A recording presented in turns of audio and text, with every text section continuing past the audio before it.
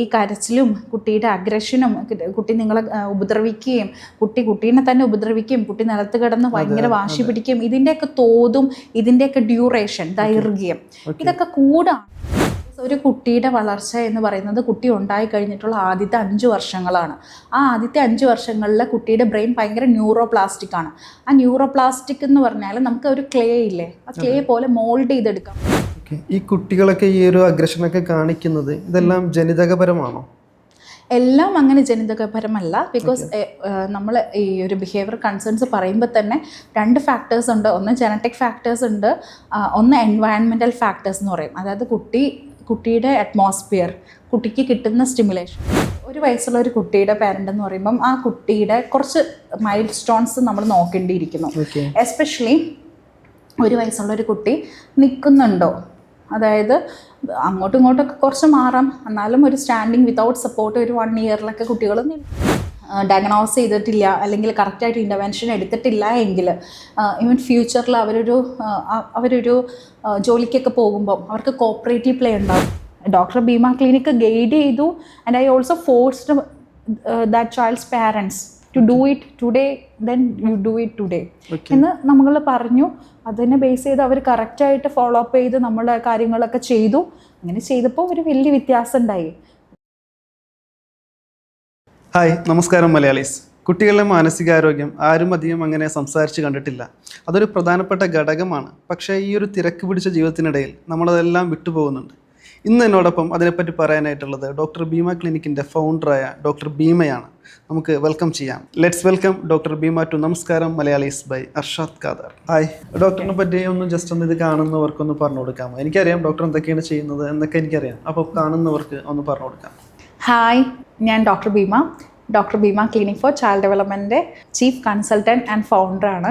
Doctor Bheema clinic for child development ഒരു main ലക്ഷ്യമായിട്ട് വെച്ചിട്ടുള്ളത് ഓരോ കുട്ടികളും നമ്മുടെ അടുത്ത് വരുന്ന ഓരോ കുട്ടികളുടെയും പൊട്ടൻഷ്യൽ ഫുള്ളസ്റ്റ് പൊട്ടൻഷ്യലിലേക്ക്, അവർക്ക് എത്ര സ്കില്ലാണോ ദൈവം കൊടുത്തിട്ടുള്ളത് അവരുടെ ആ ഒരു ഫുൾ പൊട്ടൻഷ്യലിലേക്ക് നമ്മൾ റീച്ച് ചെയ്യിപ്പിക്കുക എന്നുള്ളൊരു ലക്ഷ്യമാണ്.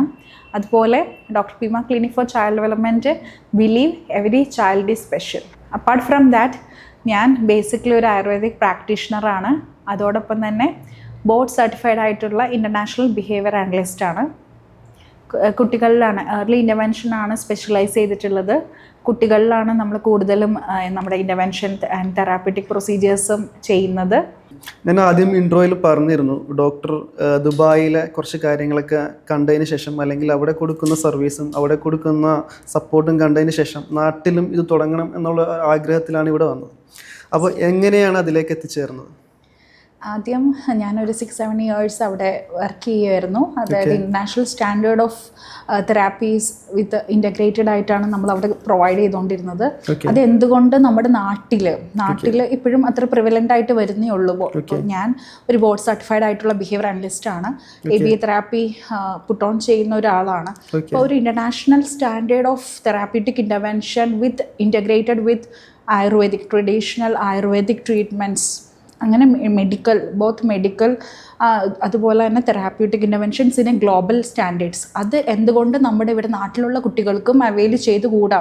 ആ ഒരു സർവീസസ് നമ്മുടെ നാട്ടിലുള്ള കുട്ടികൾക്ക്, because I am basically from Ernakulam, so I just want that children also get benefited from my knowledge. അങ്ങനെ ഒരു സർവീസ് ഓറിയൻറ്റഡ് ആയിട്ടാണ് നമ്മളിവിടെ doctor Bheema clinic for child development 3 years before നാട്ടിൽ തുടങ്ങുന്നത്. ഓക്കെ, അപ്പോൾ ഡോക്ടർക്ക് മനസ്സിലാക്കാൻ സാധിച്ചത് ദുബായിലും അല്ലെങ്കിൽ നമ്മുടെ നാട്ടിലും ഇതിന് കൊടുക്കുന്ന സപ്പോർട്ട് എങ്ങനെയാണ്? ഒരു ഡിഫറൻസ് തോന്നിയോ ശരിക്കും പറഞ്ഞാൽ? അങ്ങനെ ഒരു വലിയ ഡിഫറൻസ് അങ്ങനെ നമുക്ക് തോന്നിയതിനേക്കാളും ഉപരി ഇവിടെ ആ ഒരു international standard of therapeutic interventions അത്ര പുട്ട് ഓൺ ചെയ്തിട്ടില്ല എന്ന് അതിൻ്റെ ഒരു അഭാവം എനിക്ക് കാണാൻ പറ്റി. എന്തുകൊണ്ടാണെന്ന് വെച്ചാൽ ഒരു കൺവെൻഷണൽ രീതിയിലുള്ള കുറേ തെറാപ്യൂട്ടിക് സെൻറ്റേഴ്സും ക്ലിനിക്സും എല്ലാം വീക്ഷിച്ച് കഴിഞ്ഞപ്പോൾ എനിക്ക് മനസ്സിലായത് ഒരു ഇൻ്റർനാഷണൽ സ്റ്റാൻഡേർഡിലേക്ക് നമ്മുടെ കുട്ടികളുടെ അവർക്ക് ആ ഒരു ഇൻ്റർനാഷണൽ, അതായത് ഒരു ഗ്ലോബലി റെക്കഗ്നൈസ്ഡ് ആയിട്ടുള്ളതും ഒരു ഇൻ്റർനാഷണൽ സ്റ്റാൻഡേർഡ് ഓഫ് തെറാപ്യൂട്ടിക് ഇൻ്റർവെൻഷൻസും നമ്മുടെ നാട്ടിലുള്ള കുട്ടികൾക്ക് അത്രയും കിട്ടിയിട്ടില്ല. അതായത് ഇപ്പോഴും ഒരു ABA തെറാപ്പി എന്നൊക്കെ പറയുന്നത് അല്ലെങ്കിൽ ബോർഡ് സർട്ടിഫൈഡ് ബിഹേവിയർ അനലിസ്റ്റ് എന്നൊക്കെ പറഞ്ഞാൽ വളരെ കുറവാണ്. നാട്ടിൽ സർട്ടിഫൈഡ് ആയിട്ടുള്ളവരും പ്രൊഫഷണൽസും ഇതിൽ വളരെ കുറവാണ്. So I am I'm doing 2 things Okay. As service.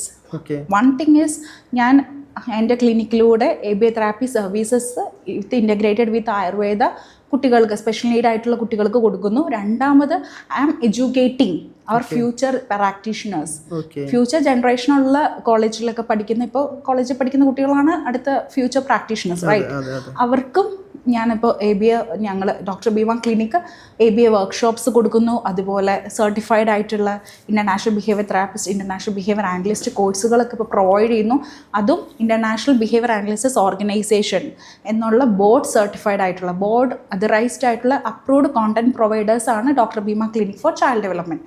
അപ്പോൾ അത് നമ്മൾ കൊടുക്കുകയാണ്. ബിക്കോസ് 2 സർവീസസ് ആണ് ഡോക്ടർ ഭീമ ക്ലിനിക്കിൻ്റെ വിഷനിലുള്ളത്. ഒന്ന് ABA therapy services to the children integrated with Ayurveda. Second one, we are giving or we are making future practitioners competent on this. എന്നുവെച്ചാൽ അവരെ എക്സ്പെർട്ടൈസ് ആക്കി എടുക്കുകയാണ്. ഇൻ്റർനാഷണൽ സ്റ്റാൻഡേർഡ് ഓഫ് ട്രീറ്റ്മെൻറ്റിൽ എക്സ്പെർട്ടൈസ് ആക്കി എടുക്കുകയാണ്. ഇൻ്റർനാഷണൽ ബിഹേവിയർ തെറാപ്പിസ്റ്റും ഇൻ്റർനാഷണൽ ബിഹേവിയർ അനലിസ്റ്റും കോഴ്സും നമ്മൾ provide ചെയ്യണം. So ഈ ഒരു 2 രീതിയിലാണ് നമ്മൾ പുട്ട് ഓൺ ചെയ്യുന്നത്, സർവീസസ് പ്രൊവൈഡ് ചെയ്യാൻ ഉദ്ദേശിക്കുന്നത് നമ്മുടെ കുട്ടികളിൽ. അതായത് കുട്ടികൾ in the sense special need അല്ലെങ്കിൽ ഡെവലപ്മെൻറ്റൽ ഡിസബിലിറ്റി ഉള്ള കുട്ടികൾ അല്ലെങ്കിൽ നോർമൽ കുട്ടികളിൽ പോലും നമ്മളിത് ചെയ്യുന്നുണ്ട്. അതോടൊപ്പം തന്നെ നമ്മുടെ ഫ്യൂച്ചർ ജനറേഷൻ വെച്ചാൽ ഇപ്പോൾ ഞാൻ ഡോക്ടർ ഭീമയുണ്ട്, next somebody else also should come, അല്ലേ? In future they also should come to this practice. അങ്ങനെ വേറെ കുട്ടികൾക്കും ഇപ്പോൾ ഡോക്ടർ ഭീമയ്ക്ക് എത്ര നാൾ അല്ലെങ്കിൽ എത്ര കുട്ടികൾക്ക് ചെയ്യാൻ പറ്റും? There is limitations. സോ അതുകൊണ്ട് നമ്മുടെ ഫ്യൂച്ചർ പ്രാക്ടീഷണേഴ്സിനെയും നമ്മൾ ഇതിനകത്ത് എൻറിച്ച് ചെയ്തെടുക്കാനാണ് നമ്മുടെ doctor Bheema clinic for child development vision. Okay. ഈ ABA തെറാപ്പി എന്ന് പറയുന്നത് ഒന്ന് സാധാരണക്കാർക്ക് മനസ്സിലാവുന്നു. ഇപ്പോൾ ചിലർക്ക് മനസ്സിലായില്ല എന്താണ് സംഭവം, അതൊന്ന് വിശദീകരിക്കാമോ? അപ്ലൈഡ് ബിഹേവിയർ അനലൈസിസ് തെറാപ്പിയാണ്. അത് കൂടുതലും നമ്മുടെ കുട്ടികളുടെ അല്ലെങ്കിൽ ഒരു ഡെവലപ്മെൻറ്റൽ ഡിസബിലിറ്റിയോ അല്ലെങ്കിൽ ഒരു ബിഹേവിയറൽ ചാലഞ്ചസോ അല്ലെങ്കിൽ വെർബലി സ്പീച്ച് ഡിലേയോ അല്ലെങ്കിൽ കമ്മ്യൂണിക്കേഷൻ ഡിഫിക്കൽട്ടീസോ അല്ലെങ്കിൽ സോഷ്യൽ സ്കിൽ ഡെഫിസിറ്റ്സോ ഇങ്ങനെയൊക്കെ ഉള്ള കുട്ടികളുടെ ഇങ്ങനെയൊക്കെ എന്തെങ്കിലും ഡെവലപ്മെൻറ്റിന് പ്രശ്നം, അതായത് ഡിലേയോസോ അല്ലെങ്കിൽ ഡിസബിലിറ്റീസൊക്കെ ഉള്ള കുട്ടികളുടെ ഓരോ സോഷ്യലി സിഗ്നിഫിക്കൻ്റ് ആയിട്ടുള്ള ബിഹേവിയറിനെ എൻറിച്ച് ചെയ്യാനും അതുപോലെ അവരുടെ ക്വാളിറ്റി ഓഫ് ലൈഫിനെ ഇംപ്രൂവ് ചെയ്യാനും ആയിട്ടുള്ള ഒരു തെറാപ്യൂട്ടിക് ഇൻ്റർവെൻഷനാണ്. ഇത് കൂടുതലും ഒരു western countries, US, Australia, Canada, ഇവിടെ ഇപ്പോൾ മിഡിൽ ഈസ്റ്റും നന്നായിട്ട് അതിനെ എൻകറേജ് ചെയ്യുന്നുണ്ട്. ഇവൻ ഇന്ത്യയിൽ ഇപ്പോൾ ABA തെറാപ്പി ഇൻ്റർവെൻഷൻസ് ഈവൻ ഇന്ത്യയിൽ ഈവൻ എസ്പെഷ്യലി ഇൻ കേരളത്തിലൊക്കെ ഇതായി വരുന്നേ ഉള്ളൂ. പക്ഷേ 100% റിസൾട്ട് ഓറിയൻറ്റഡ് ആണ്. ബിക്കോസ് ഇത് കസ്റ്റം മെയ്ഡാണ്, ലൈക്ക് എ ടൈലർ മെയ്ഡ്. ഈ ABA തെറാപ്പി വന്നിട്ട് ഓരോ കുട്ടികളുടെ സ്കിൽസ് ഇംപ്രൂവ് ആവാൻ, അവരുടെ ബിഹേവിയറിനെ മോഡിഫൈ ചെയ്യാൻ, ഇതെല്ലാം ഇൻഡിവിജ്വലൈസ്ഡ് സർവീസസ് ആണ്. ഓരോ കുട്ടികൾക്കും ഡിഫറെൻ്റ് ആയിരിക്കും. ഇങ്ങനെ വരുമ്പോൾ എന്താണെന്ന് വെച്ചാൽ ഒരു കൺവെൻഷണൽ ജനറൽ രീതിയിലല്ല നമ്മുടെ തെറാപ്യൂട്ടിക് ഇൻ്റർവെൻഷൻ പോകുന്നത്. So it's like a customised tailor made. അങ്ങനെ വരുമ്പോൾ ആ കുട്ടികൾക്ക് കൂടുതൽ ബെനിഫിറ്റ് ആണ് കിട്ടുന്നത്, കൂടുതൽ അവരുടെ പൊട്ടൻഷ്യലിലേക്ക് ഫുള്ളായിട്ട് റീച്ച് ചെയ്യാനാണ് സാധിക്കുന്നത്.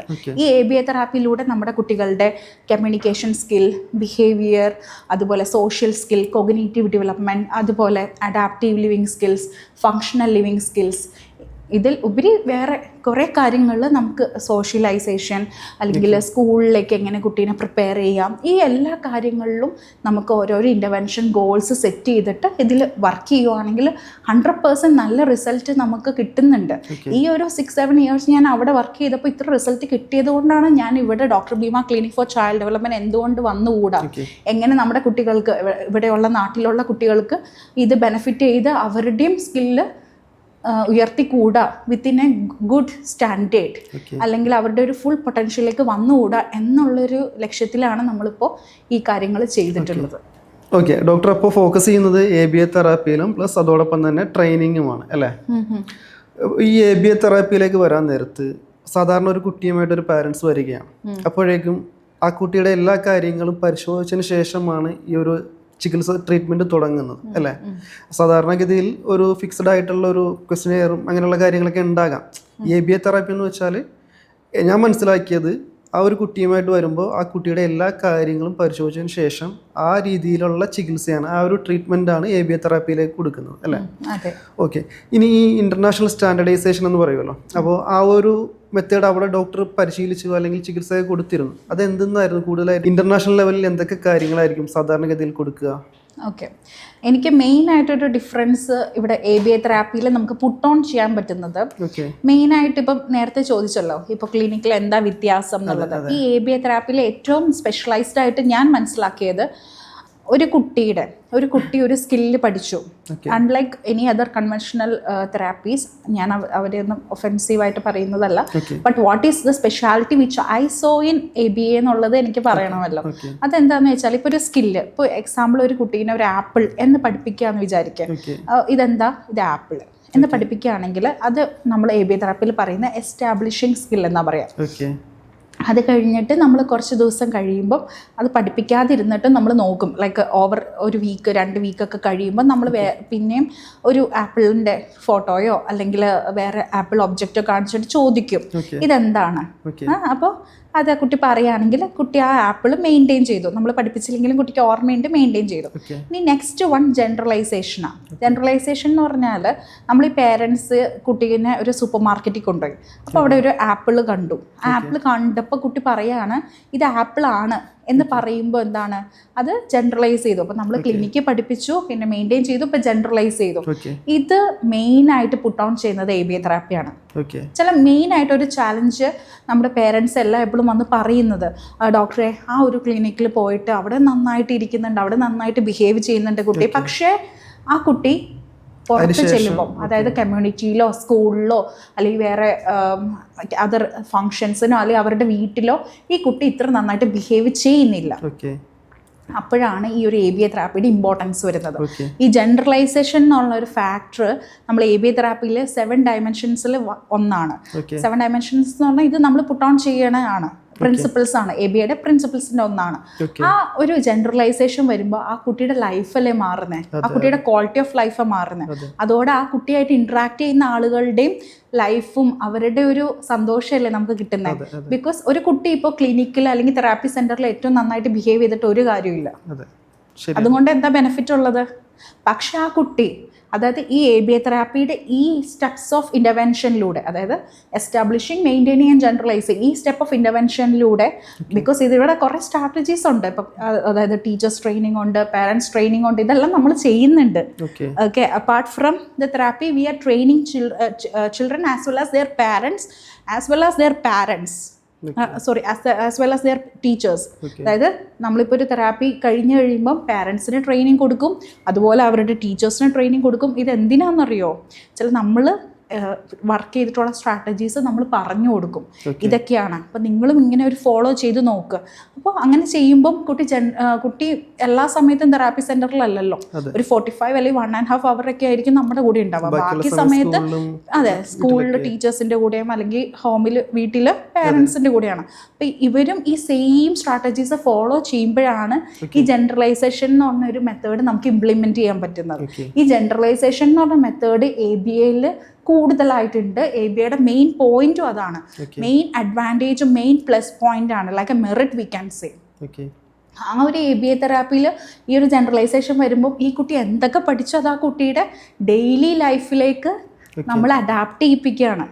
അപ്പോൾ ആ കുട്ടിയുടെ ഒരു ക്വാളിറ്റി ഓഫ് ലൈഫും ആ കുട്ടിയുടെ സോഷ്യലി സിഗ്നിഫിക്കൻ്റ് ആയിട്ടുള്ള ബിഹേവിയറും ആണ് നമ്മൾ എൻറിച്ച് ചെയ്യുന്നത്. അതാണ് ഏറ്റവും എന്നെ ഒരു ഹൈലൈറ്റ് ചെയ്ത പോയിന്റ്. ഈ ABAയിൽ എങ്ങനെ നമുക്ക് കൂടുതൽ സ്റ്റിക്ക് ഓൺ ചെയ്യാം, എങ്ങനെ നമുക്ക് കൂടുതൽ ബെനിഫിറ്റ് ഉണ്ടാക്കി കൊടുക്കാം ഒരു കുട്ടിയുടെ ലൈഫിലും. അതുപോലെ തന്നെ പേരൻസിനെ നമ്മൾ ട്രെയിൻ ചെയ്യുമ്പോൾ പേരൻസും അവെയർ ആവുകയാണ്, ഈ കുട്ടീനെ എങ്ങനെ നമുക്ക് കുറച്ചും കൂടെ നന്നാക്കാം, ഈ കുട്ടിയുടെ ഡെയിലി ലൈഫിനെ എങ്ങനെ നമുക്ക് ഫങ്ഷണലി വെരി സിഗ്നിഫിക്കൻ്റ് ആക്കാം എന്ന് നമ്മൾ പഠിപ്പിച്ചു കൊടുക്കുകയാണ്. അപ്പോൾ അവരും ഹാപ്പിയാണ്, ആ കുട്ടീനെ ഹാൻഡിൽ ചെയ്യാൻ അവരും കൂടുതലായിട്ട് പഠിക്കുകയാണ്. അതോടൊപ്പം തന്നെ കുട്ടിയുടെ ജീവിതവും വളരെ സന്തോഷമാണ്. ഒരു എക്സാമ്പിൾ പറയട്ടെ, അതായത് നമ്മൾ എപ്പോഴും ചിന്തിക്കും ഇതെന്താണ് ഈ കുട്ടീനെ ഇപ്പം ഇത്ര ബിഹേവിയറലി നല്ലതായിട്ട് നോക്കണം, അല്ലെങ്കിൽ ബിഹേവിയറലി വെൽ സെറ്റിൽഡ് ആക്കണം, അല്ലെങ്കിൽ ബിഹേവിയറലി കാം ആക്കണം എന്നൊക്കെ പറയാൻ കാരണം എന്താണെന്ന് നമ്മൾ ചിന്തിക്കും. പക്ഷേ ഒരു എക്സാമ്പിൾ ഇപ്പം മിസ്റ്റർ അർഷാദിനാണെങ്കിലും ഒരു കുട്ടി, ആ കുട്ടി നന്നായിട്ട് കോപ്പറേറ്റ് ചെയ്ത് നമ്മുടെ അടുത്ത് നിൽക്കുകയാണ്. ഒരു എക്സാമ്പിൾ, കുട്ടീനെ ബ്രഷ് ചെയ്യിപ്പിക്കാൻ, അതായത് ഒരു കുട്ടി വന്നിട്ട് പറയാണ് അങ്കിൾ എനിക്ക് ബ്രഷ് ചെയ്യണം എന്ന് പറയുമ്പം ആ കുട്ടി വളരെ കോപ്പറേറ്റീവായിട്ട് നിൽക്കുമ്പം നിങ്ങൾക്ക് ബ്രഷ് ചെയ്യിപ്പിക്കാൻ എന്ത് എളുപ്പമാണ്. പക്ഷേ അതാണോ ഒരു ക്രാങ്കി ആയിട്ടുള്ളൊരു കുട്ടിയുടെ അവസ്ഥ? അതെ. വളരെ റെസ്ലെസ് ആയിട്ടും വളരെ ഇറിറ്റേറ്റഡ് ആയിട്ടും ഒരു കുട്ടി നമ്മുടെ അടുത്ത് വന്ന് നിന്നിട്ട് നമ്മൾ ബലം പ്രയോഗിക്കേണ്ടവരാണ്, അതെ. അല്ലേ? അപ്പോൾ ഒരു കുട്ടിയുടെ ബിഹേവിയറിൽ നമ്മൾ മോഡിഫിക്കേഷൻ വരുത്തി വളരെ നല്ല സോഷ്യലി സിഗ്നിഫിക്കൻ്റ് ആയിട്ടും വളരെ കാമായിട്ടുള്ളൊരു കുട്ടീനെ ആക്കി കഴിഞ്ഞാൽ നമുക്ക് ഓരോ സ്കില്ല് പഠിപ്പിക്കാൻ വളരെ എളുപ്പമാണ്. ഈ ഒരു എക്സാമ്പിളിൽ നിന്ന് അതല്ലേ മനസ്സിലാക്കാൻ പറ്റുന്നത്. വളരെ കാമായിട്ടുള്ളൊരു കുട്ടീനെ ബ്രഷ് ചെയ്യിപ്പിക്കുന്നതും വളരെ ക്രാങ്കിയും റെസ്ലെസ്സും വളരെ ഡിസ്ട്രപ്റ്റീവ് ബിഹേവിയേഴ്സ് അഗ്രസീവ് ബിഹേവിയറിൽ നിൽക്കുന്ന കുട്ടീനെ ബ്രഷ് ചെയ്യിപ്പിക്കുന്നതും തമ്മിൽ നല്ല വ്യത്യാസമുണ്ട്. അപ്പോഴാണ് നമ്മുടെ ഈ തെറാപ്യൂട്ടിക് ഇൻ്റർവെൻഷനും അതുപോലെ നമ്മുടെ ആയുർവേദിക് മെഡിക്കൽ ഇൻ്റർവെൻഷനൊക്കെ ഇമ്പോർട്ടൻസ് വരുന്നത്. ഓക്കെ, ഞാനൊരു കുട്ടിയുടെ ഫാദറാണ്. അപ്പോൾ ഇങ്ങനെയുള്ള കുട്ടികളിലെ പെരുമാറ്റ ദൂഷ്യങ്ങൾ അല്ലെങ്കിൽ എങ്ങനെ നമുക്കിത് തിരിച്ചറിയാനായിട്ട് സാധിക്കും ഏർലി സ്റ്റേജിൽ? അതായത് ഇപ്പോൾ ഒരു ഫസ്റ്റ് അപ്പോൾ ഒരു 1.5 ഇയർ തൊട്ട് ഒരു 4 ഇയേഴ്സ് വരെ കുട്ടികൾക്ക് വളരെ നോർമൽ ആയിട്ടുള്ളൊരു കാര്യമാണ് ടെമ്പർ ടാൻഡ്രംസ് നമ്മൾ വിളിക്കാം. ചില കുറച്ച് അവർക്ക് വാശി സ്റ്റബൺ ബിഹേവിയർ ഒക്കെ ഉണ്ടാവും, കുറച്ച് റെസ്ലെസ് ആവും, ഇതെല്ലാം നോർമലാണ്. പക്ഷേ ഈ നോർമൽസി ഒരു പരിധി വിടുമ്പോൾ, അതായത് ഇപ്പോൾ ഒരു കുട്ടി ഒരു ടോയ് കാണുമ്പോൾ വാശി പിടിക്കും, അത് ഒന്നും അബ്നോർമൽ അല്ല, അത് വളരെ നോർമലാണ്. ആ കുട്ടികളുടെ സ്റ്റേജ് ഓഫ് ഡെവലപ്മെൻ്റ് ആണ്. നമ്മളെപ്പോലെ അവർക്ക് മനസ്സിലാക്കാനുള്ള കഴിവില്ലല്ലോ, അല്ലെങ്കിൽ നമ്മളിപ്പോൾ എത്ര പറഞ്ഞു കൊടുത്താലും അവർക്ക് പെട്ടെന്ന് അത് മനസ്സിലാവില്ല. ബിക്കോസ് അവരുടെ സ്പീച്ച് ഡെവലപ്പ് ചെയ്ത് വരുന്നേ ഉള്ളൂ, അവരുടെ കൊഗ്നീഷൻ അതായത് അവരുടെ ബുദ്ധിയൊക്കെ വളർന്നു വരുന്നേ ഉള്ളൂ, അവരുടെ തിരിച്ചറിവുകൾ, അവരുടെ റീസണബിൾ തിങ്കിങ് ഇതെല്ലാം വളർന്നു വരുന്ന സ്റ്റേജാണ്. അപ്പോൾ ആ സ്റ്റേജിൽ നമ്മളെപ്പോലെ പെട്ടെന്ന് മനസ്സിലാക്കി ഓക്കെ പപ്പ ഇത് വാങ്ങിച്ച് തരില്ല പറയുമ്പോൾ അത് ഓക്കെ പറയാനുള്ള ഒരു പ്രായം അവർക്ക് ആയിട്ടില്ല. അവർ ഒബ്വിയസ്ലി വാശി പിടിക്കും, അത് വളരെ നോർമലാണ്. പക്ഷേ ഇപ്പോൾ ഈ വാശിയുടെ തോത് കൂടുകയാണ്. ഒരു ദിവസം തന്നെ ഈ വാശിയുടെ നമ്പർ ഓഫ് ഫ്രീക്വൻസീസ് കൂടുകയാണ്. അല്ലെങ്കിൽ നിങ്ങൾക്ക് ഇപ്പോൾ ഒരു കുട്ടി വാശി പിടിച്ചാലും വേറെ ഒരു കാര്യത്തിൽ ഡിസ്ട്രാക്ട് ചെയ്ത് കഴിഞ്ഞാൽ, യൂഷ്വലി ഒരു കുട്ടീനെ ഡിസ്ട്രാക്ട് എന്ന് വെച്ചാൽ ഇപ്പോൾ ഒരു കാര്യയ്ക്ക് വേണ്ടി വാശി പിടിച്ചു, അത് കഴിഞ്ഞിട്ട് കുറച്ച് വേറെ എന്തെങ്കിലും സാധനങ്ങൾ കാണിച്ചു കൊടുത്തു കഴിഞ്ഞാൽ കുട്ടികൾ പൊതുവേ അതിൽ അങ്ങോട്ട് ഡിസ്ട്രാക്റ്റഡ് ആയിട്ട് പോയിക്കോളും. പക്ഷേ നിങ്ങൾക്ക് തീരെ ഡിസ്ട്രാക്ട് ചെയ്യാൻ പറ്റുന്നില്ല. ഈ കുട്ടീൻ്റെ ഈ കരച്ചിലും കുട്ടിയുടെ അഗ്രഷനും, കുട്ടി നിങ്ങളെ ഉപദ്രവിക്കുകയും കുട്ടീനെ തന്നെ ഉപദ്രവിക്കുകയും കുട്ടി നിലത്ത് കിടന്ന് ഭയങ്കര വാശി പിടിക്കുകയും, ഇതിൻ്റെയൊക്കെ തോതും ഇതിൻ്റെയൊക്കെ ഡ്യൂറേഷൻ ദൈർഘ്യം ഇതൊക്കെ കൂടുകയാണെങ്കിൽ, അതായത് നമ്മൾ നോക്കുക ഇപ്പോൾ ഈ കുട്ടി വാശി പിടിക്കുന്നതിൻ്റെ നമ്പേഴ്സ് ഒരു ദിവസം കൂടുന്നുണ്ടോ, അതുപോലെ നിങ്ങൾക്ക് ഒട്ടും മാനേജ് ചെയ്യാൻ പറ്റുന്നില്ല, ഈ കുട്ടി വളരെ ഭയങ്കരമായിട്ട് കുട്ടീനെ ഹിറ്റ് ചെയ്യുകയാണ്, അതുപോലെ കുട്ടി നമ്മളെ ഹിറ്റ് ചെയ്യാണ്, അതിൻ്റെയൊക്കെ തോത് വളരെ ഇൻറ്റൻസീവായിട്ട് ചെയ്യുകയാണ്, കുട്ടിക്ക് ഒട്ടും കൺട്രോൾ ചെയ്യാൻ പറ്റുന്നില്ല, പേരൻസിന് ഒട്ടും അത് മാനേജ് ചെയ്യാൻ പറ്റുന്നില്ല, അല്ലെങ്കിൽ ആ ഒരു അതിൻ്റെ എപ്പിസോഡ് ഇപ്പോൾ കുട്ടി വാശി പിടിക്കുന്നതിൻ്റെ എപ്പിസോഡിൻ്റെ ദൈർഘ്യം കൂടിക്കൊണ്ടിരിക്കുകയാണ്, കുട്ടീനെ വേറൊരു കാര്യത്തിലും വിഷയം മാറ്റി വിട്ടാലൊന്നും കുട്ടി ഒട്ടും ഡിസ്ട്രാക്റ്റഡ് ആവുന്നില്ല, അതിലേക്ക് മാത്രം അത്ര സ്റ്റബേണായിട്ട് അല്ലെങ്കിൽ അത്രയും പിടിവാശി വെച്ച് നിൽക്കുകയാണെങ്കിൽ, അല്ലെങ്കിൽ കുട്ടിയുടെ ജീവിതത്തിലും അതൊരു വലിയൊരു ഡേഞ്ചർ സിറ്റുവേഷനിലേക്കാണ് പോകുന്നത്, ഇതൊക്കെ ആണെങ്കിൽ ഏർലി സയൻസ് ആണ്. നമുക്ക് ഒട്ടും മാനേജ് ചെയ്യാൻ പറ്റാത്ത കുട്ടി ആണെങ്കിൽ നമുക്ക് ഏർലി സയൻസ് ആണ്. അതുപോലെ ഒരു 4 വയസ്സായിട്ടും കുട്ടിയുടെ ഈ ഇങ്ങനത്തെ വാശികൾ ഒട്ടും കുറഞ്ഞു വരുന്നില്ല എങ്കിൽ, കുട്ടിക്ക് തീരെ ഇരിക്കാൻ പറ്റുന്നില്ല, അടങ്ങിയിരിക്കാൻ പറ്റുന്നില്ല, കുട്ടി ഓടി നടക്കുകയാണ്, നമ്മൾ പറയുന്ന ഇൻസ്ട്രക്ഷൻസ് ഒന്നും ഫോളോ ചെയ്യാൻ പറ്റുന്നില്ല, ഒരു 4 വയസ്സൊക്കെ ആകുമ്പോൾ ആയിട്ടും ഒന്നും ചെയ്യാൻ പറ്റുന്നില്ലെങ്കിൽ നമ്മൾ കുറച്ചൊന്ന് കോഷ്യസ് ആവണം. എന്തുകൊണ്ടാണെന്നാൽ ഒരു 4 വയസ്സൊക്കെ ആകുമ്പോഴത്തേക്കും കൊച്ച് സ്കൂളിൽ പോകാൻ തുടങ്ങും. അവർ സ്കൂളിൽ പോകുമ്പോഴത്തേക്കും കുട്ടിയുടെ കുറേ, ഞാൻ പറഞ്ഞില്ലേ, ഒരു 1.5 ഇയേഴ്സ് ടു 4 ഇയേഴ്സ് അല്ലെങ്കിൽ 5 ഇയേഴ്സ് നോർമൽ ആണെങ്കിൽ പോലും ഇതെല്ലാം കുറഞ്ഞു വരണം, ടാപ്പർ ചെയ്ത് വരണം. ഇങ്ങനെ വന്നില്ല എങ്കിൽ ഈ ഒരു ബിഹേവിയേഴ്സ് പിന്നെയും കൂടിയാണ് വരുന്നതിൻ്റെ ഇൻറ്റൻസിറ്റി കൂടിയാണ് വരുന്നതെങ്കിൽ മസ്റ്റായിട്ടും ഒരു ബിഹേവിയർ അനലിസ്റ്റോ അല്ലെങ്കിൽ പ്രൊഫഷണലിൻ്റെ ഹെൽപ്പ് സീക്കേണ്ടത് വളരെ അത്യാവശ്യമാണ്. Otherwise it's very normal. 4 വയസ്സ് വരെ നമ്മൾ നോക്കണമെന്നാണോ അതോ അതിനു മുമ്പ് തന്നെ ഇതൊക്കെ സ്റ്റാർട്ട് ചെയ്യാമോ? ഒരു ഞാൻ നേരത്തെ പറഞ്ഞതുപോലെ, അതായത് ഇതിൻ്റെ തോത് വളരെ കൂടി വരികയാണ്, ആ കുട്ടിയുടെ ലൈഫിനെ അത് ബാധിക്കുകയാണ്, കുട്ടിയുടെ ലൈഫിൽ അതൊരു ഡേഞ്ചർ സിറ്റുവേഷനിലേക്ക് വരികയാണ്. അതുപോലെ പേരൻസിന് ഒട്ടും കൺട്രോൾ ചെയ്യാൻ പറ്റുന്നില്ല, കുട്ടി വളരെ വാശി പിടിച്ച് കുട്ടീനെ ഉപദ്രവിക്കുകയാണെങ്കിൽ മറ്റ് പരിസരമുള്ള സാധനങ്ങൾ വലിച്ചെറിയുന്നു, അത് ഡിസ്ട്രോയ് ചെയ്യുന്നു, അതുപോലെ പേരൻസിനെ അല്ലെങ്കിൽ കെയർ ടേക്കേഴ്സിനെയൊക്കെ ഉപദ്രവിക്കുകയാണ്. ഇത് വളരെ ഒരു അഗ്രസീവ് സ്റ്റേജിലേക്ക് പോകുന്നെങ്കിൽ 4 വയസ്സിന് മുൻപും ഡോക്ടറിനെ കാണിക്കേണ്ടതോ അല്ലെങ്കിൽ പ്രൊഫഷണൽ ഹെൽപ്പ് സീക്കേണ്ടത് വളരെ അത്യാവശ്യമാണ്. ഓക്കെ, ഇതിലൊരു പ്രധാനപ്പെട്ട കാര്യം, മിക്ക പാരൻസും പ്രൊഫഷണൽസ് ആയിരിക്കും, അവർക്ക് ചിലപ്പോൾ ടൈം കിട്ടിയെന്ന് വരില്ല, അല്ലെങ്കിൽ ഇതൊക്കെ ശ്രദ്ധിക്കാനുള്ള സമയം കിട്ടിയെന്ന് വരില്ല. ഇവരെയൊക്കെ നോക്കുന്നത് ഗ്രാൻഡ് പാരൻസ് ആയിരിക്കും. അപ്പോൾ അവരിതൊക്കെ എങ്ങനെ മനസ്സിലാക്കാനായിട്ട് സാധിക്കും? ചിലപ്പോൾ അവർക്ക് ആ ഒരു പ്രായത്തിൻ്റെ ബലഹീനത കൊണ്ട് ചിലപ്പോൾ അതൊക്കെ മനസ്സിലാക്കാൻ സാധിച്ചെന്ന് വരില്ല. അപ്പോൾ അവർക്ക് എന്ത് ഉപദേശമാണ് കൊടുക്കാനായിട്ടുള്ളത്? ഇപ്പോൾ ഗ്രാൻഡ് പേരൻസ് ആണെങ്കിലും നമ്മൾ നേരത്തെ പറഞ്ഞതുപോലെ ഈ ഒരു കുട്ടിയുടെ ലൈഫിന് അത് ത്രെട്ടനിങ് ആണ്. ഈ കുട്ടിയുടെ പിടിവാശി ആ കുട്ടിയുടെ ലൈഫിനെ ഡിറ്റീറിയോറേറ്റ്, അതായത് ആ കുട്ടിയുടെ ലൈഫിൻ്റെ ഒരു ക്വാളിറ്റി കുറയ്ക്കുകയാണ്. എന്നുവെച്ചാൽ ഗ്രാൻഡ് പേരൻസിനും ഈ കുട്ടീനെ മാനേജ് ചെയ്യാനോ ഒന്നും സാധിക്കുന്നില്ല. അല്ലെങ്കിൽ ഇത് ഗ്രാൻഡ് പേരൻസിനെ ഉപദ്രവിക്കുകയാണ്, മറ്റ് സാധനങ്ങളെല്ലാം പൊട്ടിക്കുകയാണ്, അങ്ങനെയൊക്കെ ഒരു വയലൻസ്, ഒരു അഗ്രസീവ് സ്റ്റേജിലേക്കൊക്കെ പോകുവാണെങ്കിൽ ഗ്രാൻഡ് പേരൻസ് ആണെങ്കിലും ഇത് മസ്റ്റായിട്ട് അവെയറായിട്ട് ഇത് നോർമലായിട്ടുള്ളൊരു കുട്ടിയുടെ ടെമ്പർ ടാൻട്രംസ് അല്ല, ഇത് കുട്ടിയുടെ എന്തെങ്കിലും ബിഹേവിയർ കൺസേൺസ് ആയിരിക്കാം എന്ന് നമ്മൾ മനസ്സിലാക്കി ഇത് ചെയ്യണം. എന്തുകൊണ്ടെന്നാൽ ആസ് ഏർലി ആസ് നമ്മൾ ചെയ്യുകയാണെങ്കിൽ നമുക്ക് അത് പെട്ടെന്ന് തന്നെ, അതായത് ഇമ്മീഡിയറ്റ് അതിൻ്റെ എഫക്റ്റിൽ നമുക്ക് നല്ല വ്യത്യാസങ്ങൾ വരുത്താൻ പറ്റും. ബിക്കോസ് ഒരു കുട്ടിയുടെ വളർച്ച എന്ന് പറയുന്നത് കുട്ടി ഉണ്ടായി കഴിഞ്ഞിട്ടുള്ള ആദ്യത്തെ 5 വർഷങ്ങളാണ്. ആ ആദ്യത്തെ 5 വർഷങ്ങളിൽ കുട്ടിയുടെ ബ്രെയിൻ ഭയങ്കര ന്യൂറോപ്ലാസ്റ്റിക് ആണ്. ആ ന്യൂറോപ്ലാസ്റ്റിക് എന്ന് പറഞ്ഞാൽ നമുക്ക് ഒരു ക്ലേ ഇല്ലേ, ആ ക്ലേ പോലെ മോൾഡ് ചെയ്തെടുക്കാൻ പറ്റും. ബിക്കോസ് കുട്ടികളുടെ ഗ്രാസ്പിങ്ങും കുട്ടികളുടെ cognitive skills, social skills, speech and language, അതുപോലെ കുട്ടികളുടെ അഡാപ്റ്റീവ് ലിവിങ് സ്കിൽസ്, ഇതെല്ലാം നമുക്ക് പെട്ടെന്ന് തന്നെ ഇതെല്ലാം വളരെ അതായത് വളരെ നന്നായിട്ട് നമുക്ക് മോൾഡ് ചെയ്യാൻ പറ്റുന്ന സ്റ്റേജിലാണ് നിൽക്കുന്നത്. ഈ ഒരു ബുദ്ധി വളർച്ചയും ബുദ്ധിയുടെ വികസനവും ഒക്കെ നടക്കുന്ന ഈ ഒരു ഫസ്റ്റ് 5 ഇയേഴ്സിലാണ്. ആ ഒരു സമയത്ത് നമുക്ക് കണ്ടുപിടിക്കാൻ പറ്റുമെങ്കിൽ നമുക്കൊരു വലിയൊരു അതായത് തെറാപ്പിയുടെ ഒന്നും ആവശ്യം വരാതെ തന്നെ നമുക്കൊരു ചെറിയ ഇൻ്റർവെൻഷൻസിലൂടെയും പാരൻ്റൽ ട്രെയിനിങ്ങിലൂടെയൊക്കെ ഇവരെ നല്ലൊരു ക്വാളിറ്റി ഓഫ് ലൈഫിലേക്ക് തിരിച്ചു കൊണ്ടുവരാനായിട്ട് സാധിക്കും. ഓക്കെ, ഈ കുട്ടികളൊക്കെ ഈ ഒരു അഗ്രഷനൊക്കെ കാണിക്കുന്നത് ഇതെല്ലാം ജനിതകപരമാണോ? എല്ലാം അങ്ങനെ ജനിതകപരമല്ല. ബിക്കോസ് നമ്മൾ ഈ ഒരു ബിഹേവിയർ കൺസേൺസ് പറയുമ്പോൾ തന്നെ 2 ഫാക്ടേഴ്സ് ഉണ്ട്. ഒന്ന് ജനറ്റിക് ഫാക്ടേഴ്സ് ഉണ്ട്, ഒന്ന് എൻവയൺമെൻറ്റൽ ഫാക്ടേഴ്സ് എന്ന് പറയും. അതായത് കുട്ടിയുടെ അറ്റ്മോസ്ഫിയർ, കുട്ടിക്ക് കിട്ടുന്ന സ്റ്റിമുലേഷൻ. ഇപ്പോൾ നിങ്ങൾക്ക് എല്ലാവർക്കും അറിയാം, പേരൻസ് എല്ലാവരും കൂടുതലും ബേബി സിറ്റേഴ്സായിട്ട് വെക്കുന്നത് മൊബൈലാണ്. ഈ മൊബൈലിൽ കാണുന്നത് ഓവർ സ്റ്റിമുലേഷനാണ് കുട്ടികളുടെ ബ്രെയിനിന് കൊടുക്കുന്നത്.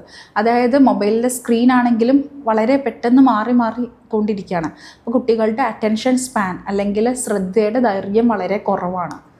ഇങ്ങനെ ശ്രദ്ധയുടെ ദൈർഘ്യം കുറയുന്ന കുട്ടികളിൽ മെയിനായിട്ട് സ്കൂളിൽ വരുമ്പോഴാണ് പ്രശ്നം കാണിക്കുന്നത്. വെച്ചാൽ ടീച്ചേഴ്സിന് അത്ര പെട്ടെന്ന് മാറാനൊന്നും പറ്റില്ല. അത് ഒരു നോർമൽ നാച്ചുറൽ എൻവയൺമെൻറ്റിലാണ് അവർ പഠിപ്പിക്കുന്നത്. ഈ കൂടുതൽ മൊബൈൽ അഡിക്റ്റ് ആയിട്ടുള്ള കുട്ടികൾ, അല്ലെങ്കിൽ സ്ക്രീൻ ടൈം കൂടുതൽ യൂസ് ചെയ്തിട്ടുള്ള കുട്ടികൾ വരുമ്പോൾ ഇവർക്ക് ടീച്ചേഴ്സ് പറയുന്നത് ശ്രദ്ധിക്കാൻ സാധിക്കില്ല. ഇങ്ങനെ ശ്രദ്ധിക്കാൻ സാധിക്കാതിരിക്കുമ്പം കുട്ടികൾ വളരെ റെസ്റ്റ്ലെസ് ആവും. അവർക്ക് ശ്രദ്ധിക്കാൻ പറ്റുന്നില്ല. പിന്നെ അവരെന്താ ചെയ്യുക? അവർ ഓടി നടക്കും, അല്ലെങ്കിൽ വേറെ കുട്ടികളുടെ കാര്യങ്ങൾ ചെയ്യും, അല്ലെങ്കിൽ ഇപ്പോൾ ഈ ക്ലാസ്സിൽ ഇവിടെ ഇരിക്കില്ല. ഒരിടത്ത് അടങ്ങിയിരിക്കണമെങ്കിൽ ശ്രദ്ധിക്കണമല്ലോ, അങ്ങോട്ട് പോകും ഇങ്ങോട്ട് പോകും. അപ്പം മൊത്തത്തിൽ ഒരു ഡിസ്ട്രക്റ്റീവ് എൻവയോൺമെൻറ്റ് ഈ കുട്ടികളിലേക്ക് പോകാൻ ചാൻസ് ഉണ്ടാകും. അതാണ് എൻവയോൺമെൻറ്റൽ ഫാക്ടേഴ്സ് ഉണ്ടെന്ന് പറഞ്ഞത്. അപ്പോൾ ഗ്രാൻഡ് പാരൻസിൻ്റെ കാര്യം പറഞ്ഞല്ലോ, അപ്പോൾ കൂടുതൽ സമയം അവരായിരിക്കും നോക്കുന്നത് കുട്ടികളെ. അവർ സാധാരണഗതിയിൽ സംസാരിക്കാൻ പോകാനും അല്ലെങ്കിൽ കുട്ടികളുടെ ഈ പ്രശ്നങ്ങളൊക്കെ കാരണം ഫോൺ വെച്ച് കൊടുക്കാറുണ്ട്. ഫോൺ ഭയങ്കര ഒരു വില്ലനാണ് ഈ ഒരു കാര്യത്തിൽ. അതെങ്ങനെ ഒഴിവാക്കാം? ഓക്കെ, ഗ്രാൻഡ് പേരൻസ് ആണ് ഇപ്പോൾ പൊതുവെ എല്ലാ കുട്ടികളിലും കൂടുതലായിട്ട് ഇൻഫ്ലുവൻസ് ചെയ്യുന്ന വ്യക്തികൾ. Because both parents obviously working ആയിരിക്കും. അപ്പോൾ അങ്ങനെ വരുമ്പം ഗ്രാൻഡ് പേരൻസ് ആണ്. ഈവൻ എൻ്റെ വീട്ടിലും എൻ്റെ പേരൻസ്, അതായത് എൻ്റെ കുട്ടികളുടെ ഗ്രാൻഡ് പേരൻസ് ആണ് അവർ കൂടുതൽ ടേക്ക് കെയർ ചെയ്യുന്നത്. ബിക്കോസ് ഈ ഒരു കാലഘട്ടത്തിൽ പേരൻസ് ബോത്ത് വർക്കിംഗ് ആകുമ്പോൾ ഗ്രാൻഡ് പേരൻസ് ആയിരിക്കുമല്ലോ ടേക്ക് കെയർ ചെയ്യുന്നത്. ഗ്രാൻഡ് പേരൻസ് ഫിസിക്കലി അത്ര വെല്ലായിരിക്കില്ലല്ലോ. സോ ദാറ്റ് അവർ കൂടുതൽ സ്ക്രീൻ ടൈം കൊടുക്കാൻ ചാൻസസ് വളരെ കൂടുതലാണ്. അതോടൊപ്പം തന്നെ TV ആയിക്കോട്ടെ അല്ലെങ്കിൽ മൊബൈൽ ആയിക്കോട്ടെ, അങ്ങനെ ഒരു ചാൻസസ് വളരെ കൂടുതലാണ്. പിന്നെ അപ്പാർട്ട് വേറൊരു കാര്യം കൂടെ ഉണ്ട്. ഒരു ഗ്രാൻഡ് പേരൻ്റ് ആകുമ്പോൾ ഒരു പാരൻ്റ് പോലെയല്ല. ഗ്രാൻഡ് പേരൻസ് കുറച്ചും കൂടെ പാമ്പറിങ് വളരെ കൂടുതലായിരിക്കും കുട്ടികളെ. കുറച്ചും കൂടെ ഭയങ്കര ലിബറൽ ആയിരിക്കും കുട്ടികളെ ഹാപ്പി ആക്കി വെക്കുക എന്നുള്ളൊരു പോയിന്റ് ഓഫ് വ്യൂ മാത്രമേ ഗ്രാൻഡ് പേരൻസ് കൂടുതലും ചിന്തിക്കത്തുള്ളൂ. But in the main while ഗ്രാൻഡ് പേരൻസിന് നമ്മൾ ഒരു ലാസ്റ്റ് വീക്ക് നമുക്കൊരു ഗ്രാൻഡ് പേരൻ്റ് അവെയർനെസ് ഒരു ക്യാമ്പയിൻ ഉണ്ടായിരുന്നു. ഒരു നഴ്സറിയിൽ ഗ്രാൻഡ് പേരൻസിനെ കൂട്ടി നിർത്തി എന്തൊക്കെ ഗ്രാൻഡ് പേരൻസിന് ചെയ്തു കൊടുക്കാം, അവരുടെ ഫിസിക്കൽ ഇൽനെസ്സും എല്ലാം നമ്മൾ കണ്ടുകൊണ്ട് മുൻകൂട്ടി കണ്ടുകൊണ്ട് എങ്ങനെയൊക്കെ കാര്യങ്ങൾ ഇവർക്ക് ചെയ്തു കൊടുക്കാം എന്നുള്ളത്. But actually they are doing A very good job. നമുക്കത് ആദ്യം തന്നെ അപ്രീഷിയേറ്റ് ചെയ്യണം. ബിക്കോസ് ഈ ഒരു പ്രായത്തിലും സ്വന്തം മക്കളെ പോലെ ചിലപ്പം ഗ്രാൻഡ് പേരൻസ് ആയിരിക്കും അവരുടെ പേരക്കുട്ടികളെ നോക്കേണ്ടതായിട്ട് വരുന്നത്. അവരിപ്പോൾ മക്കളെയും നോക്കി അവരുടെ മക്കളെയൊക്കെ നോക്കുന്നുണ്ട്, അവരുടെ ഈ ഒരു ശാരീരിക വിഷമത ഒക്കെ മാറ്റി വെച്ചുകൊണ്ട്. ഉറപ്പായിട്ടും അത് ആദ്യം തന്നെ അപ്രീഷിയേറ്റ് ചെയ്യേണ്ട ഒരു കാര്യം തന്നെയാണ്. അതോടൊപ്പം തന്നെ അവരുടെ ജനറേഷനുള്ള കുട്ടികളെ നോക്കുന്ന പോലെ ആയിരിക്കുമല്ലോ ഇപ്പോഴത്തെ ജനറേഷനുള്ള കുട്ടികളെ നോക്കി കാണുന്നത്. ബിക്കോസ് അത് ഒബ്വിയസ് ആണല്ലോ. നമ്മളാണെങ്കിലും അങ്ങനെയല്ലേ, ഇപ്പം നമ്മുടെ ഗ്രാൻഡ് ചിൽഡ്രൻ വരുമ്പോഴും നമ്മുടെ മക്കൾ എങ്ങനെയായിരുന്നു ആ ഒരു രീതിയിലായിരിക്കും നമ്മളും അവരെ നോക്കി കാണുന്നത്. പക്ഷെ ഇപ്പോൾ ഒരു ജനറേഷൻ ഗ്യാപ്പ് ഉണ്ട്. അത് നമ്മൾ കുറച്ചും കൂടെ അവരിലേക്ക് അവയർനെസ് വരുത്താൻ വേണ്ടിയാണ് ഞാനിപ്പോൾ നേരത്തെ പറഞ്ഞതുപോലെ ഒരു അവയർനെസ് സെഷൻ നമ്മൾ ഒരു ക്യാമ്പയിൻ പോലെ നമ്മൾ നഴ്സറീസിൽ റൺ ചെയ്തുകൊണ്ടിരുന്നത്. അങ്ങനെ വരുന്നപ്പം നമ്മൾ ഗ്രാൻഡ് പേരൻസിന് പറഞ്ഞു കൊടുക്കാൻ പറ്റി. ഇപ്പോഴത്തെ കുട്ടികൾ കുറച്ചും കൂടെ റെസ്റ്റ്ലെസ് ആണ്, കുറച്ചും കൂടെ ഹൈപ്പർ ആക്റ്റീവ് ആണ്, അതുപോലെ കുറച്ചും കൂടെ അവർ കൂടുതൽ കഴിവുള്ളവരാണ്, കൂടുതൽ പെട്ടെന്ന് മനസ്സിലാക്കാൻ കഴിയുന്നവരാണ്. അപ്പോൾ അവർക്ക് പെട്ടെന്ന് ഡിസ്ട്രാക്റ്റഡ് ആവും, പെട്ടെന്ന് ഒരു കാര്യത്തിൽ ഇൻട്രസ്റ്റ് നഷ്ടപ്പെടും. അപ്പോൾ അങ്ങനെയുള്ള കുട്ടികളൊക്കെ ആകുമ്പോഴത്തേക്കും, ബിക്കോസ് ഒബ്വിയസ്ലി നമ്മുടെ ഓരോ ജനറേഷനും ഓരോ വ്യത്യാസങ്ങൾ, ഓരോ ട്രേറ്റ്സിൽ വ്യത്യാസങ്ങളൊക്കെ വരുന്നുണ്ടല്ലോ. അത് നമ്മൾ കൂടുതൽ ഗ്രാൻഡ് പേരൻസിന് പറഞ്ഞു കൊടുക്കുകയാണ് ചെയ്തത്. ഈ കുട്ടികൾ കൂടുതൽ ഇപ്പം കുട്ടികളുടെ അടുത്ത് കൂടുതൽ എന്തൊക്കെ കാര്യങ്ങൾ ചെയ്യിപ്പിക്കാം. ഒരു എക്സാമ്പിൾ ആണെങ്കിൽ കുട്ടികൾ തിരിച്ചു വരുമ്പം ഗ്രാൻഡ് പേരൻസിന് അവിടെ നഴ്സറിയിൽ എന്തൊക്കെയാണ് നടന്നിട്ടുള്ളത്, ടീച്ചേഴ്സ് എന്തൊക്കെയാണ്, ഇതൊക്കെ ഒബ്വിയസ്ലി അവർ ചോദിക്കുന്നുണ്ടാവാം. പക്ഷേ ഗ്രാൻഡ് പേരൻസിൻ്റെ ഒരു ഫിസിക്കൽ കണ്ടീഷൻസ്, കുറച്ച് ഏജ് ആയിട്ടുള്ളവരൊക്കെ ആണെങ്കിൽ ഈ കുട്ടികളുടെ പുറകെ ഓടാനൊക്കെ കുറച്ച് ബുദ്ധിമുട്ടുകളുണ്ടാവും. അതിനെയൊക്കെ നമ്മൾ മുൻനിർത്തി നമ്മൾ കണ്ടുകൊണ്ട് കുറച്ചും കൂടെ ഇൻഡോർ ആയിട്ട് അവരെ എൻഗേജ് ചെയ്യാൻ പറ്റുന്ന കാര്യങ്ങൾ, അതായത് കുറച്ച് ആക്ടിവിറ്റി ആയിട്ടുള്ള ടോയ്സ് കൊടുക്കാം, അതുപോലെ കുട്ടികൾക്ക് എന്തൊക്കെയാണോ താല്പര്യമുള്ളത് അതൊക്കെ പറഞ്ഞു കൊടുക്കാം. ആൻഡ് ഒട്ടും പറ്റുന്നില്ലെങ്കിൽ നമുക്ക് സ്ക്രീൻ ടൈം കൊടുക്കാം, ലൈക്ക് 1 hour കൊടുക്കാം. പക്ഷെ ഗ്രാൻഡ് പേരൻസും കൂടി ഇരുന്നിട്ട് ആ കുട്ടികളുടെ അടുത്ത് ചോദിക്കാം, ഇതെന്താ സംഭവിക്കുന്നത്, ഈ സ്റ്റോറിയിൽ ആരൊക്കെയാണ് മെയിൻ ക്യാരക്ടേഴ്സ്, ഈ സ്റ്റോറി എന്തിനെ ബേസ് ചെയ്തിട്ടുള്ളതാണ്. അപ്പോൾ ഒരു ഇൻട്രാക്ഷൻ വരും. അപ്പോൾ കുട്ടികളുടെ കമ്മ്യൂണിക്കേഷനും ഡെവലപ്പ് ആവും, കുട്ടികൾക്ക് സ്പീച്ചും ഡെവലപ്പ് ആവും. അതോടൊപ്പം തന്നെ ഗ്രാൻഡ് പേരൻസിന് കുട്ടികൾ ആയിട്ടൊരു ക്വാളിറ്റി ടൈമും കിട്ടും, പിന്നെ അവരെ എൻഗേജ് ചെയ്യാനും സാധിക്കും. അപ്പോൾ ഗ്രാൻഡ് പേരൻസിൻ്റെ ഒരു കാര്യം വരുമ്പം ഈ ഒരു തലമുറയിലുള്ള പേരൻസിന് അവയർനെസ് കൊടുക്കുന്നതിനേക്കാളും കൂടുതൽ ഗ്രാൻഡ് പേരൻസിനാണ് ഈ ഒരു തലമുറയിലുള്ള കുട്ടികളെ നമുക്ക് എങ്ങനെ കൈകാര്യം ചെയ്യാം, അവരുടെ കാര്യങ്ങൾ എന്തൊക്കെയാണ്, അവരുടെ ഡെഫിസിറ്റ്സ് എന്തൊക്കെയാണ്, അവരുടെ അതായത് അവരുടെ സ്ട്രെങ്ത് എന്തൊക്കെയാണ്, അവരുടെ എങ്ങനെയാണ് ഹാൻഡിൽ ചെയ്യേണ്ടത് എന്നൊക്കെ പറഞ്ഞു കൊടുക്കുമ്പോൾ അവർക്ക് കൂടുതലായിട്ട്, ഗ്രാൻഡ് പേരൻസിന് കൂടുതലായിട്ട് ഈ കുട്ടികളെ മോഡിഫൈ ചെയ്ത് എടുക്കാനായിട്ട് സാധിക്കും. ഓക്കെ, ഈ 3 പേർക്കാണ് ഇപ്പോൾ അവയർനെസ് കൊടുക്കുന്നത്. ഒന്ന് പാരൻസിന്, ഗ്രാൻഡ് പാരൻസിന്, ടീച്ചേഴ്സിന്. ഈ 3 തരം ട്രെയിനിങ് ആണ് ഇപ്പോൾ നിലവിൽ കൊടുത്തുകൊണ്ടിരിക്കുന്നത് അല്ലേ? അതെ. ഓക്കെ, പിന്നെ ഞാൻ മനസ്സിലാക്കിയത് ഡോക്ടർ ഒരു ആയുർവേദ ഡോക്ടറാണ്. എങ്ങനെയാണ് ഇത് രണ്ടും കൂടെ മാനേജ് ചെയ്തു പോകുന്നത്? ഓക്കെ, നമ്മൾ കൂടുതലും ഇൻ്റഗ്രേറ്റഡ് ആയിട്ട് ആയുർവേദിക് ഇൻ്റഗ്രേറ്റഡ് ആയിട്ടുള്ള ഇൻ്റർവെൻഷനാണ് പുട്ട് ഓൺ ചെയ്യുന്നത്. അത് ബേസ്ഡ് ഓൺ നമ്മുടെ അടുത്ത് വരുന്ന കുട്ടികൾക്ക് അവരുടെ കണ്ടീഷൻസ് അനുസരിച്ചിട്ട് അവർക്ക് എന്തൊക്കെയാണോ മെഡിക്കൽ കണ്ടീഷൻസ് ഉണ്ടെങ്കിൽ അതിന് മെഡിക്കൽ മാനേജ്മെൻറ്റും, അല്ലെങ്കിൽ തെറാപ്പറ്റിക് ഇൻ്റർവെൻഷൻ മാത്രം മതിയെങ്കിൽ തെറാപ്പറ്റിക് മാനേജ്മെൻറ്റും, അത് ബോത്ത് വേണമെങ്കിൽ അത് ഓരോ കുട്ടികളുടെ ഓരോ മെഡിക്കൽ കണ്ടീഷൻസും അവരുടെ സിംറ്റംസും ഇതെല്ലാം വെച്ചിട്ട് നമ്മൾ അസസ് ചെയ്ത് അത് പേരൻസായിട്ടും ഡിസ്കസ് ചെയ്ത് അവരുടെ കൺസെൻറ്റും കൂടെ വാങ്ങിച്ചിട്ടാണ് നമ്മൾ ഒരു കറക്റ്റായിട്ടുള്ളൊരു തെറാപ്പി അല്ലെങ്കിൽ ട്രീറ്റ്മെൻറ്റ് മൊഡ്യൂളിലേക്ക് പോകുന്നത്. എന്തുകൊണ്ടെന്ന് വെച്ചാൽ, ഇപ്പോൾ ഒരു എക്സാമ്പിൾ പറയുകയാണെങ്കിൽ, ഒരു ഓട്ടിസ്റ്റിക് സ്പെക്ട്രമിൽ വരുന്ന ഒരു കുട്ടിക്ക് ഒരു മെജോറിറ്റി ഓഫ് കേസസിൽ അവർക്ക് മെഡിക്കൽ ആയിട്ടുള്ള ഒരു കണ്ടീഷൻസ് അതർ ദാൻ മെൻ്റൽ ഹെൽത്ത്നെസ്, ഒരു മെഡിക്കൽ ആയിട്ടുള്ള കണ്ടീഷൻസും, അതായത് ഓട്ടിസം സ്പെക്ട്രം ഡിസോർഡറിൽ വരുന്ന കുട്ടികൾക്ക് അവരുടെ ബിഹേവിയറിനെ എഫക്റ്റ് ചെയ്യും, അവരുടെ സ്പീച്ചിനെ എഫക്റ്റ് ചെയ്യും, അവരുടെ സോഷ്യൽ ഇൻട്രാക്ഷൻ, അത് സാമൂഹികപരമായിട്ടുള്ള ഇൻട്രാക്ഷനൊക്കെ ഇത് എഫക്റ്റ് ചെയ്യുന്നുണ്ട്. ഇൻ ടേൺ ലൈക്ക് 80% കുട്ടികൾക്ക് അവരുടെ ഗട്ട് റിലേറ്റഡ് ആയിട്ടുള്ള ഇഷ്യൂസ് കാണാറുണ്ട്, അവരുടെ സ്ലീപ്പ് ഡിസോർഡേഴ്സ് കാണാറുണ്ട്, അവർക്ക് അതുപോലെ അലർജിക് ആയിട്ടുള്ള കണ്ടീഷൻസ് വരുന്നതായിട്ട് കാണാറുണ്ട്. ഇപ്പോൾ ഗട്ടിൽ വരുമ്പോൾ ബ്ലോട്ടിങ്, കോൺസ്റ്റിപ്പേഷൻ, അല്ലെങ്കിൽ ഡയറിയ, അല്ലെങ്കിൽ എപ്പോഴും അബ്ഡോമിനൽ പെയിൻ, ഇതെല്ലാം കൊണ്ട് പിന്നെയും ആ കുട്ടി ഇറിറ്റേറ്റഡ് ആവുമല്ലേ? അതെ.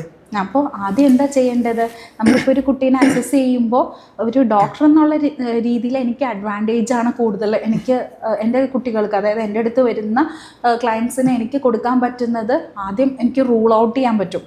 ഓക്കെ, ഫസ്റ്റ് ഈ ഒരു മെഡിക്കൽ കണ്ടീഷൻസ് എന്തൊക്കെയാണ്, ചില കുട്ടികൾക്ക് എപ്പിലെപ്റ്റിക് സീഷേഴ്സ് വരുന്ന കുട്ടികളുണ്ട്. അപ്പോൾ അതെല്ലാം ഒന്ന് റൂൾ ഔട്ട് ചെയ്തിട്ട്, ഇപ്പോൾ ഗട്ട് റിലേറ്റഡ് ആയിട്ടുള്ള ഇഷ്യൂ അങ്ങനെ വരുമ്പോൾ അവർക്ക് മെഡിക്കൽ മാനേജ്മെൻറ്റും കൊടുക്കാൻ പറ്റും. അങ്ങനെ മെഡിക്കൽ മാനേജ്മെൻറ്റ് കൊടുത്ത് അവരതിൽ നിന്നൊക്കെ ഒരു ശാന്തമാക്കി അവരുടെ കണ്ടീഷൻസൊക്കെ ഒന്ന് റിലീവ് ചെയ്തിട്ട് അതോടൊപ്പം തന്നെ തെറാപ്പിയും കൂടെ കൊടുക്കുമ്പോൾ ഞാൻ നേരത്തെ പറഞ്ഞതുപോലെ ആ കുട്ടികളുടെ ബിഹേവിയേഴ്സിനെ നമുക്ക് നല്ല രീതിയിൽ കൺട്രോൾ ചെയ്യാൻ പറ്റും. ഒരു എക്സാമ്പിൾ പറയുകയാണെങ്കിൽ ഒരു കുട്ടിക്ക് വളരെ ഒരു ഇയർ പെയിൻ ഉണ്ട് അല്ലെങ്കിൽ സ്റ്റൊമക്ക് പെയിൻ ഉണ്ട്. അങ്ങനെ വരുമ്പോൾ ആ കുട്ടി പിന്നെ ഇറിറ്റേറ്റഡ് ആവും, ക്രാങ്കി ആവും, റെസ്റ്റ്ലെസ് ആവും.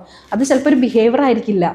അതിൻ്റെ ഒരു കാരണം, മൂല കാരണം എന്ന് പറഞ്ഞത് ഈ സ്റ്റൊമക്ക് പെയിനും അല്ലെങ്കിൽ ഇയർ പെയിനൊക്കെ ആയിരിക്കും. അപ്പോൾ അതൊരു ഡോക്ടറിനാണല്ലോ മനസ്സിലാക്കാൻ സാധിക്കും. അപ്പോൾ ഞാനൊരു ആയുർവേദിക് ഡോക്ടർ ആകുമ്പോൾ എനിക്ക് അതൊരു അഡ്വാൻറ്റേജ് ആയിട്ടാണ് എപ്പോഴും ഫീൽ ചെയ്തിട്ടുള്ളത്. എപ്പോഴും എനിക്ക് എൻ്റെ ക്ലിനിക്കൽ പ്രാക്ടീസിൽ അതൊരു 100% എനിക്ക് അഡ്വാൻറ്റേജ് ആണ്. ബിക്കോസ് എന്താണ്, ആ കുട്ടികളുടെ എന്തെങ്കിലും മെഡിക്കൽ കണ്ടീഷൻസ് അത് കൺസിഡർ ചെയ്തത് നമുക്കൊരു മെഡിക്കൽ മാനേജ്മെൻറ്റ് കൊടുത്തിട്ട് അതോടൊപ്പം തന്നെ തെറാപ്പി കൊടുക്കുമ്പോൾ ഈ കുട്ടികളുടെ തെറാപ്പിറ്റിക് ഇൻ്റർവെൻഷൻ ഫാസ്റ്റായിട്ട് നമുക്ക് റിസൾട്ട് കൊണ്ടുവരാൻ പറ്റുകയാണ്. ബിക്കോസ് ഇവരുടെ ഫിസിക്കൽ കണ്ടീഷൻസ് അല്ലെങ്കിൽ മെഡിക്കൽ ആയിട്ടുള്ള കണ്ടീഷൻസ് നമ്മൾ റിലീവ് ചെയ്ത് അവിടെ സബ്സൈഡ് ചെയ്ത് നിൽക്കുമ്പോൾ പിന്നെ അവർക്ക് ഈ സ്കിൽസ് ഡെവലപ്പ് ചെയ്യാൻ എളുപ്പമാണ്. ഞാൻ നേരത്തെ പറഞ്ഞ പോലെ ഒരു സെറ്റിലായിട്ടുള്ള ഒരു കാമായിട്ടുള്ള കുട്ടീനെ സ്കില്ല് പഠിപ്പിക്കാൻ എളുപ്പമാണ്. അതെ, ഓക്കെ. അപ്പോൾ ഇതിന് മെഡിസിൻ കൊടുക്കുന്നതൊക്കെ ആയുർവേദിക് മെഡിസിൻ ആണ്? ആയുർവേദിക് മെഡിസിൻ ആണ്. ഞാൻ ആയുർവേദിക് പ്രാക്ടീഷണറാണ്. അപ്പോൾ ആയുർവേദിക് മെഡിസിൻ തന്നെയാണ് പുട്ട് ഓൺ ചെയ്യുന്നത്. അതോടൊപ്പം തന്നെ നമുക്ക് സപ്ലിമെൻറ്റ്സും കാര്യങ്ങളൊക്കെ ആവശ്യമായിട്ട് വരുമ്പോൾ കൊടുക്കാറുണ്ട്. അതല്ലാതെ ആയുർവേദിക് മെഡിസിൻ തന്നെയാണ് പുട്ട് ഓൺ ചെയ്യുന്നത്. അതിനുള്ള പഞ്ചകർമ്മ തെറാപ്പീസും ഉണ്ട്. ഇതെല്ലാം ഇൻ്റഗ്രേറ്റഡ് ആയിട്ടാണ് ചെയ്യുന്നത് വിത്ത് അതായത് based on and it will be differ for every child. അതായത് അവരുടെ കണ്ടീഷൻ അനുസരിച്ചും പിന്നെ പേരൻസിൻ്റെ concern, because concern of every parents. ഇപ്പോൾ ഒരു കുട്ടിയുടെ ഞാൻ ഒരു എബ്രോഡൊക്കെ ജോലി ചെയ്തുകൊണ്ടാണ് ഞാൻ ഒരു തെറാപ്പിറ്റിക് ഇൻ്റർവെൻഷൻ അല്ലെങ്കിൽ ഒരു സ്ട്രാറ്റജി ഞാൻ ഇടുമ്പോൾ ഞാൻ പേരൻസിനെ അവെയർ ആക്കും ആദ്യം. Okay, this we are going to put on, are you okay with it? Because we take the concern from the parents. Because അവരുടെ കുട്ടികളാണ്, അവരാണ് അതിന് പെർമിഷൻ നമുക്ക് തരേണ്ടത്. അപ്പോൾ നമ്മൾ ഓരോ സ്ട്രാറ്റജീസ്, ഓരോ ട്രീറ്റ്മെൻറ്റ്സും കാര്യങ്ങളൊക്കെ നമ്മൾ ചെയ്യുന്നതിന് മുമ്പ് നമ്മൾ ഒരു പ്ലാൻ ഉണ്ടാക്കിയിട്ട് നമ്മളിത് പ്രസൻറ്റ് ചെയ്യും പേരൻസിൻ്റെ അടുത്ത്. Okay, this is we are going to do, ഇങ്ങനത്തെ റിസൾട്ടൊക്കെയാണ് നമ്മൾ ഫോർകാസ്റ്റ് ചെയ്യുന്നത്. Okay, we are anticipating this results എന്നുള്ളത് നമ്മൾ പറഞ്ഞ് മനസ്സിലാക്കി കൊടുക്കും. ഇതിൻ്റെ advantage, disadvantage, obviously there will be some demerits also for everything. So I will just make it sure. എനിക്ക് എൻ്റെ ക്ലിനിക്കിൽ വരുന്ന ഒരു പാരൻറ്റ്, ഞാൻ എല്ലാ പേരൻസിൻ്റെ അടുത്തും പറയാറുണ്ട്, എനിക്ക് അതായത് ഡോക്ടർ ഭീമ ക്ലിനിക് ആൻഡ് ടീമിന് ചെയ്യാൻ പറ്റുന്ന കാര്യങ്ങൾ ഉള്ള കുട്ടികൾ, അതായത് നമുക്ക് റിസൾട്ട് ഉണ്ടാക്കി കൊടുക്കാൻ പറ്റും എന്ന് 100% ഉറപ്പുള്ള കുട്ടീനെ മാത്രമേ ഞാൻ എടുക്കുള്ളൂ. Otherwise I refer, because I don't want to waste their time, money and everything.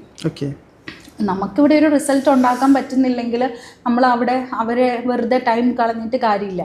So ഞാനൊരു ട്രീറ്റ്മെൻറ്റ് വരുമ്പോൾ ഇതിപ്പോൾ മെഡിക്കൽ മാനേജ്മെൻറ്റ് വേണോ ഇതെല്ലാം പറഞ്ഞു കൊടുക്കും. അതായത് അവരെ അവെയർ ആക്കി കൊടുക്കും. പിന്നെ അവരുടെ ഡിസിഷനാണ്, അവരുടെ ഡിസ്ക്രിഷനാണ്. So if they are okay with that we will continue. So നമ്മുടെ ഒരു ക്ലിനിക്ക് കൊണ്ട് ഞാൻ ആ ഒരു വിഷനും കൂടെയാണ് പുട്ട് ഓൺ ചെയ്യുന്നത്.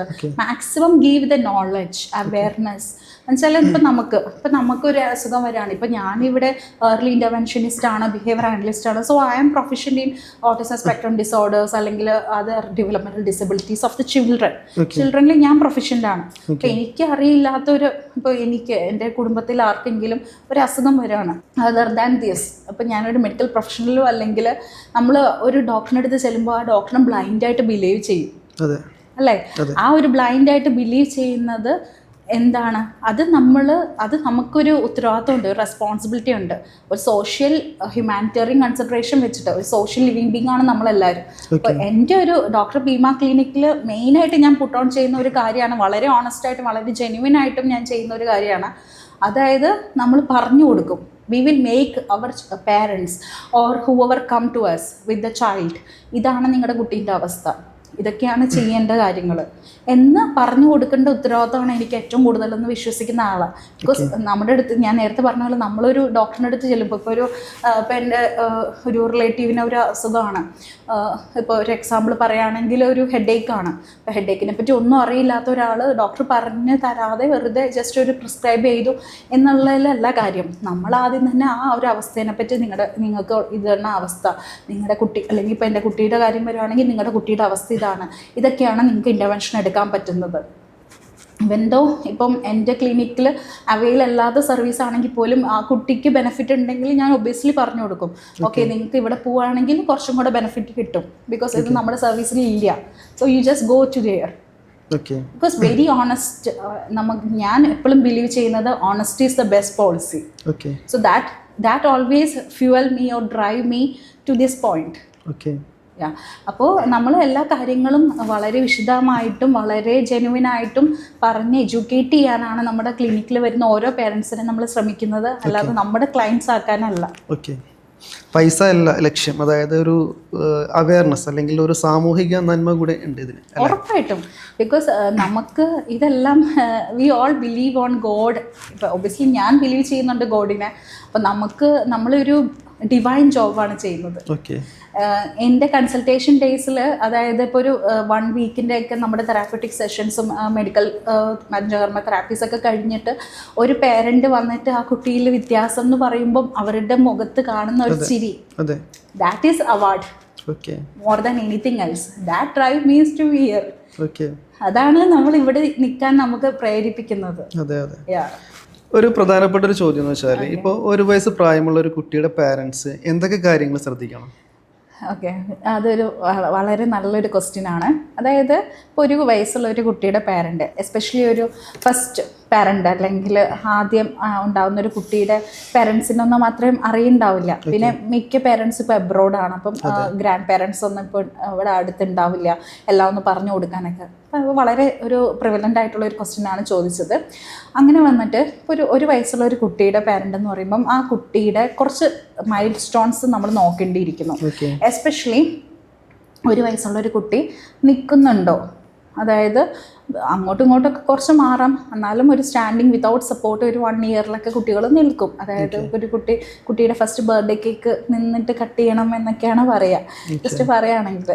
ഓക്കെ, ഞാൻ കോളേജിൽ പഠിച്ചപ്പോൾ എൻ്റെ പ്രൊഫസർ പഠിപ്പിച്ചു തന്നൊരു കാര്യമാണ് ഞങ്ങൾ ഓർത്തിരിക്കാൻ മൈൽ സ്റ്റോൺസ്.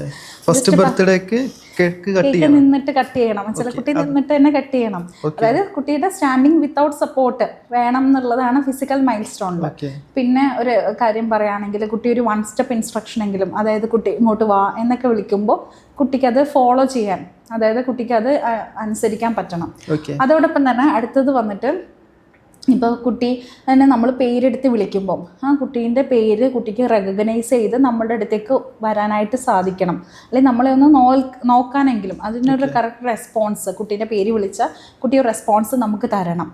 അതുപോലെ ഒരു വയസ്സായിട്ടുള്ള കുട്ടി, ആ കുട്ടിക്ക് എന്തെങ്കിലും ആവശ്യമുണ്ടെങ്കിൽ ആ കുട്ടി പോയിൻ്റ് ചെയ്ത് കാണിക്കാനെങ്കിലും പറ്റണം. പിന്നെ അതുപോലെ എന്തെങ്കിലും പപ്പ, മമ്മ അങ്ങനത്തെ കുറച്ച് വാക്കുകൾ, ഇപ്പോൾ അമ്മ, അങ്ങനെയൊക്കെ ഓരോ വാക്കുകളൊക്കെ പറഞ്ഞു തുടങ്ങുന്ന ഒരു പ്രായമാണ്. ബാബ്ലിംഗ് ഒക്കെ കൂടുതൽ ഇങ്ങനെ സൗണ്ട്സ് ഒക്കെ ഉണ്ടാക്കി കുറച്ച് വർത്തമാനങ്ങൾ, ചില കുട്ടികൾ കൂടുതൽ സംസാരിക്കും, എന്നാലും വാക്കുകളൊക്കെ കുറച്ചൊന്ന് സംസാരിച്ച് തുടങ്ങണം.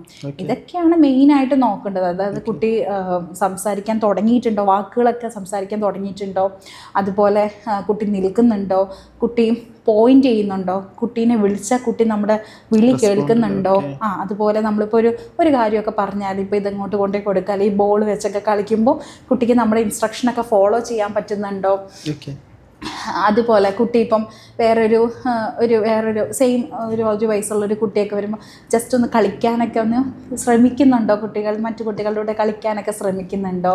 അതുപോലെ ആ കുട്ടി മുഖത്തേക്ക് നോക്കുന്നുണ്ടോ, നമ്മൾ വിളിക്കുമ്പോൾ നമ്മുടെ ഐ കോണ്ടാക്റ്റ് എന്ന് പറയും, നമ്മുടെ മുഖത്ത് നോക്കുന്നുണ്ടോ. ഇതൊക്കെയാണ് ഒരു വയസ്സുള്ള ഒരു കുട്ടി. അങ്ങോട്ടും ഇങ്ങോട്ടൊക്കെ കുറച്ച് വ്യത്യാസങ്ങൾ വരാം. എങ്കിൽ തന്നെയും ചില കുട്ടികളൊക്കെ താമസിച്ചാണ് ഇതൊക്കെ നടക്കാൻ തുടങ്ങുക, അല്ലെങ്കിൽ സംസാരിച്ച അങ്ങനെ കുറച്ച് കാര്യങ്ങൾ കൂടി. അതെ. അങ്ങനെ വരുമ്പോഴാണ് ഡെവലപ്മെന്റൽ ഡിലേ എന്നുള്ള ഒരു കണ്ടീഷനിലേക്ക് പോകുന്നതും നമ്മളൊരു പ്രൊഫഷണൽ ഹെൽപ്പ് സീക്കേണ്ടതായിട്ടുള്ളൊരു ഇത് വരേണ്ടതും. അതായത് ഇപ്പം ഒരു വാക്സിനൊക്കെ എടുക്കാൻ പോകുമ്പോൾ ഇപ്പോൾ ഡോക്ടേഴ്സ് ആണെങ്കിലും അവിടുത്തെ നഴ്സസ് ആണെങ്കിലും ഈ കാര്യങ്ങളൊക്കെ സ്ക്രീനിങ് ഇപ്പോൾ ചെയ്യാറുണ്ട്. ബിക്കോസ് ഈ ഒരു ഡെവലപ്മെന്റൽ ഡിലേ ഇപ്പോൾ വളരെ കൂടുതലായതുകൊണ്ട് PHCയിലൊക്കെ വാക്സിനേഷൻ എടുക്കാൻ പോകുമ്പോൾ അവർ ചോദിക്കാറുണ്ട് ഇങ്ങനെ ചെയ്യുന്നുണ്ടോ എന്നൊക്കെ. എന്തുകൊണ്ടാണെന്ന് വെച്ചാൽ കുട്ടികൾ ഇത് റെക്കഗ്നൈസ് ചെയ്ത് വന്നാൽ മാത്രമേ കുട്ടികളുടെ ഡെവലപ്മെൻറ്റ് ഇൻടാക്റ്റ് ആണ്, കറക്റ്റായിട്ടാണ് പോകുന്നതെന്ന് നമുക്ക് ഉറപ്പ് വരുത്താനായിട്ട് സാധിക്കത്തുള്ളൂ. ഓക്കെ, നമ്മൾ നേരത്തെ പാരൻസിൻ്റെയും അല്ലെങ്കിൽ ഗ്രാൻഡ് പാരൻസിൻ്റെയും കാര്യം പറഞ്ഞു. ഇപ്പോൾ നേരത്തെ പറഞ്ഞതുപോലെ ചിലപ്പോൾ പാരൻസ് വിദേശത്തായിരിക്കാം, അല്ലെങ്കിൽ അവരൊറ്റക്കായിരിക്കാം താമസിക്കുന്നത്.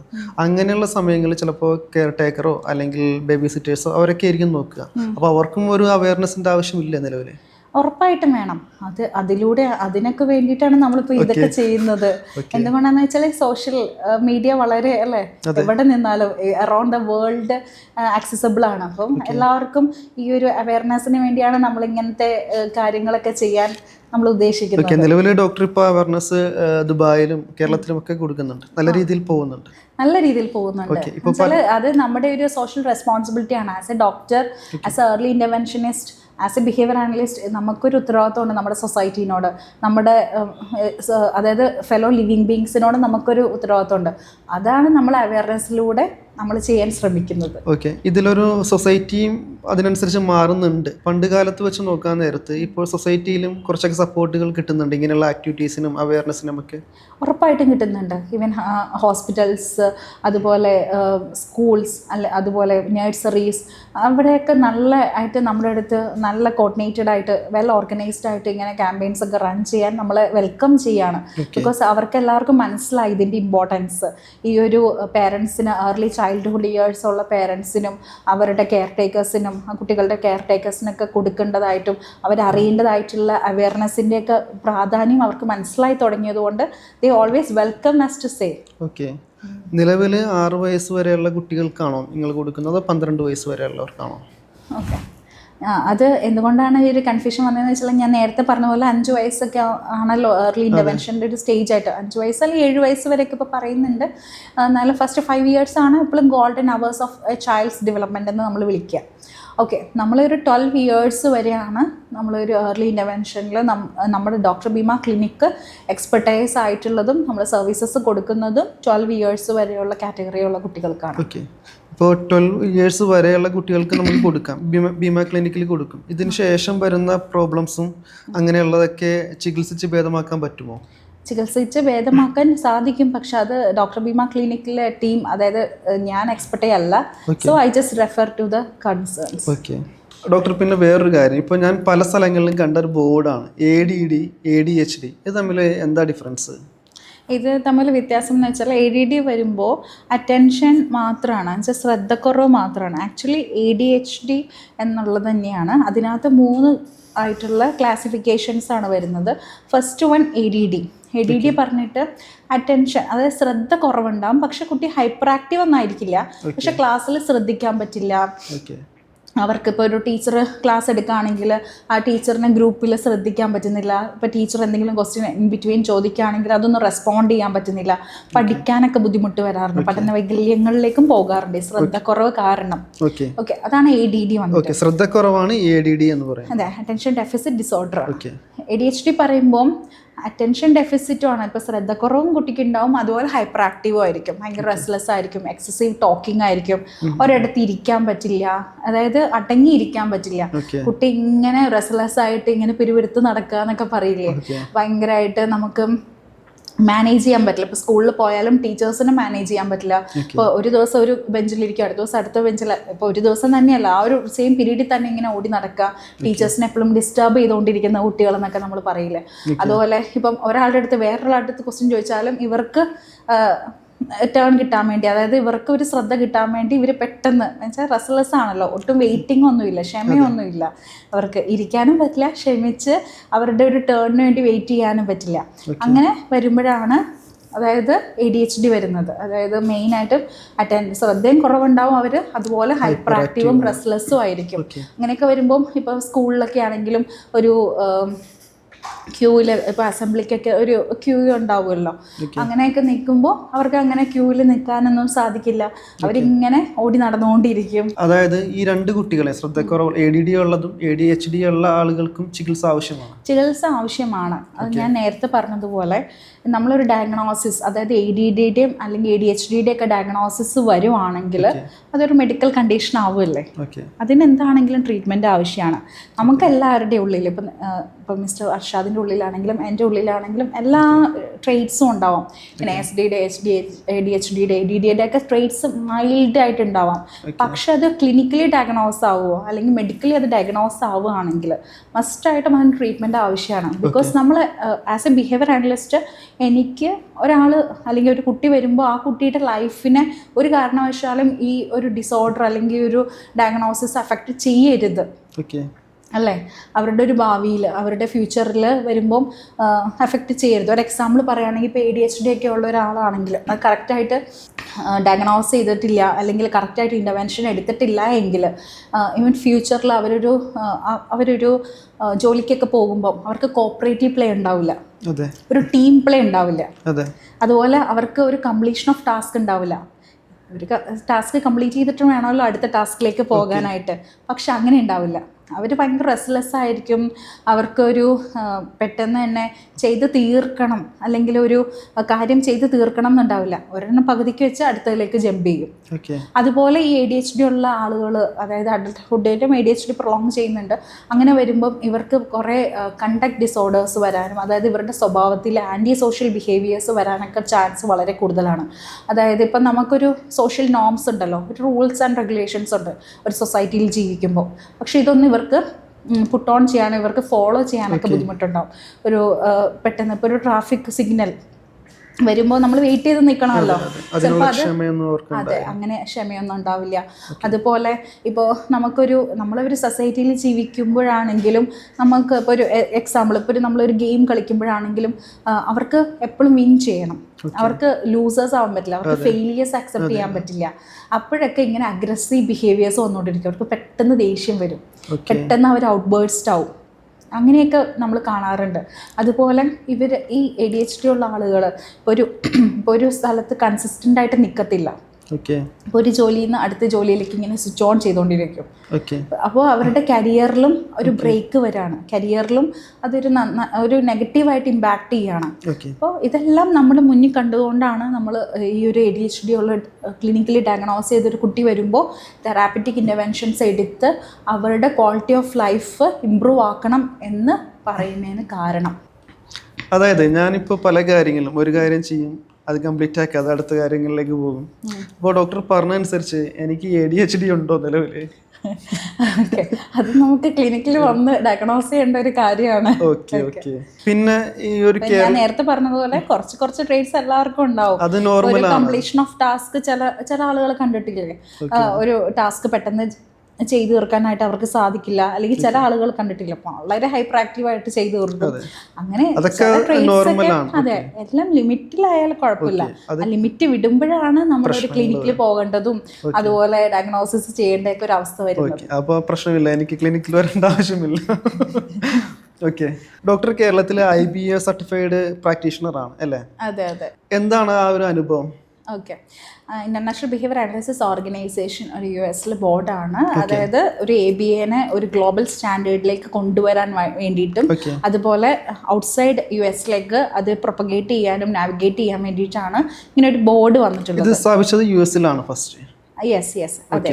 പക്ഷെ അത് കൂടുതലും അതിൻ്റെ സർവീസസ് ഔട്ട്സൈഡ് US ആണ് നമ്മൾ കൊടുക്കുന്നത്. അപ്പോൾ അങ്ങനെ വരുമ്പോൾ നമ്മുടെ ഒരു കേരളത്തിലെ ഫസ്റ്റ് ആയിട്ടുള്ള അപ്രൂവ്ഡ് കോണ്ടന്റ് പ്രൊവൈഡേഴ്സാണ് നമ്മുടെ doctor Bheema clinic for child development. നമ്മൾ ഏതൊക്കെ കോഴ്സസ് കൊടുക്കുന്നു, ബിക്കോസ് ഞാൻ നേരത്തെ പറഞ്ഞതുപോലെ നമ്മുടെ 2 വിഷയത്തിൽ ഒന്നാണ്, അതായത് നമുക്ക് വളർന്നു വരുന്ന തലമുറയിലും ഇതിൽ കൂടുതൽ അവയർനെസ് കൊണ്ടുവരികയും ഇതിൽ കൂടുതൽ ഇൻട്രസ്റ്റ് ഉള്ള കുട്ടികളെ നമ്മുടെ അടുത്തേക്ക് കൊണ്ടുവന്ന് ഇതൊക്കെ നമ്മൾ എഡ്യൂക്കേറ്റ് ചെയ്ത് അവരെയും നല്ലൊരു ബിഹേവിയർ തെറാപ്പിസ്റ്റും ബിഹേവിയർ അനലിസ്റ്റൊക്കെ ആക്കി മാറ്റി അവരെ കൊണ്ടും നല്ലൊരു സർവീസ് നമ്മുടെ നാട്ടിലെയും നമ്മുടെ ഇന്ത്യയിലുള്ള കുട്ടികളിലേക്ക് പുട്ട് ഓൺ ചെയ്യണം എന്നുള്ള ഒരു ആഗ്രഹം കൂടെ എനിക്കുണ്ട് എന്നുള്ളത് ഞാൻ നേരത്തെ പറഞ്ഞിട്ടുണ്ടായിരുന്നല്ലോ. അതെ, അതിന് വേണ്ടിയിട്ടാണ് നമ്മൾ ഇവരുടെ ഒരു ഇൻ്റർനാഷണൽ ബിഹേവിയർ അനാലിസിസ് ഓർഗനൈസേഷൻ, അതായത് അറൗണ്ട് ഒരു 190 കൺട്രീസ് അപ്രൂവ്ഡ് ആയിട്ടുള്ള ഒരു ഓർഗനൈസേഷനാണ്, വാലിഡേറ്റഡ് ആയിട്ടുള്ള ഒരു ഓർഗനൈസേഷനാണ്. അങ്ങനെ അവരുടെ ഇൻ്റർനാഷണൽ ബിഹേവിയർ തെറാപ്പിസ്റ്റ് കോഴ്സും ഇൻ്റർനാഷണൽ ബിഹേവിയർ അനലിസ്റ്റ് കോഴ്സിൻ്റെയും കോഴ്സ് പ്രൊവൈഡേഴ്സാണ്. ഓക്കെ ഡോക്ടർ, ആദ്യമായിട്ട് തുടങ്ങിയത് ആയുർവേദിക് ഡോക്ടർ എന്നുള്ള രീതിയിലാണ് കരിയർ സ്റ്റാർട്ട് ചെയ്തത്. പിന്നെ എപ്പോഴാണ് ഇതിലേക്ക് മാറാനുണ്ടായ ഒരു സാഹചര്യം? ഞാൻ ആയുർവേദം പഠിച്ചുകൊണ്ടിരുന്നത് നങ്ങിലയിൽ ആയുർവേദ മെഡിക്കൽ കോളേജിലാണ്. ആ ഒരു സമയത്താണ് എനിക്ക് ശരിക്കും കുട്ടികൾക്കോട് ഭയങ്കര ഒരു പാഷൻ ഉള്ളതുപോലെ എനിക്ക് തോന്നിയിട്ടുണ്ട്. എസ്പെഷ്യലി ഒരു കാരണമുണ്ട്, അത് ഞാനിപ്പോൾ പറയാൻ ആഗ്രഹിക്കുന്നു. എന്താണെന്ന് വെച്ചാൽ ഞാൻ 5th ഇയർ, അതായത് ലാസ്റ്റ് ഇയർ പഠിക്കുമ്പോൾ നമുക്ക് കൂടുതൽ ക്ലിനിക്സ് ക്ലാസ്സാണ് കൂടുതൽ വരിക. അങ്ങനെ വരുമ്പം നമുക്ക് കുട്ടികളുടെ പീഡിയാട്രിക്സ്, അപ്പോൾ ആയുർവേദത്തിൽ കൗമാരഭൃത്യം എന്നാണ് പറയുക, അങ്ങനെ വന്നിട്ട് നമ്മളത് ഒരു കൗമാരപ്രത്യത്തിൽ തന്നെ MD എടുത്ത ഒരു സാറാണ്, ഒരു പ്രൊഫസറാണ് എന്നെ പഠിപ്പിച്ചുകൊണ്ടിരുന്നത്, ഡോക്ടർ അബയ് സാർ എന്ന് പറഞ്ഞിട്ട്. അപ്പോൾ ആ സാറും ഓരോ കാര്യങ്ങളും നമുക്ക് വിശദമായിട്ട് പറഞ്ഞു തരുന്നു, കുട്ടികളുടെ കാര്യങ്ങളൊക്കെ പറഞ്ഞു തരുന്നു. അങ്ങനെയൊക്കെ പറഞ്ഞു തരുന്നപ്പോൾ എനിക്ക് അതിനൊക്കെ കൂടുതൽ ഇൻട്രസ്റ്റ് വന്നു. അതായത് നമ്മുടെ അടുത്ത് കൂടുതൽ കുട്ടികളൊക്കെ വരാൻ തുടങ്ങി, നമ്മുടെ ക്ലിനിക്കൽ ക്ലിനിക്സിലൊക്കെ വന്നു തുടങ്ങി. നമ്മൾ ഓരോരോ മെഡിസിൻസൊക്കെ with the guidance of professor നമ്മൾ ഓരോ കാര്യങ്ങളൊക്കെ ചെയ്തു കൊടുക്കുമ്പോഴൊക്കെ അതിനൊക്കെ നല്ല വ്യത്യാസങ്ങൾ വരാൻ തുടങ്ങി. അതുപോലെ കുട്ടികളിൽ നല്ലൊരു പാഷൻ എനിക്ക് ഉണ്ടായി. അതാണ് സത്യം പറഞ്ഞാൽ ഇതിലേക്കൊക്കെ വഴി തിരിച്ചു വിട്ടത്.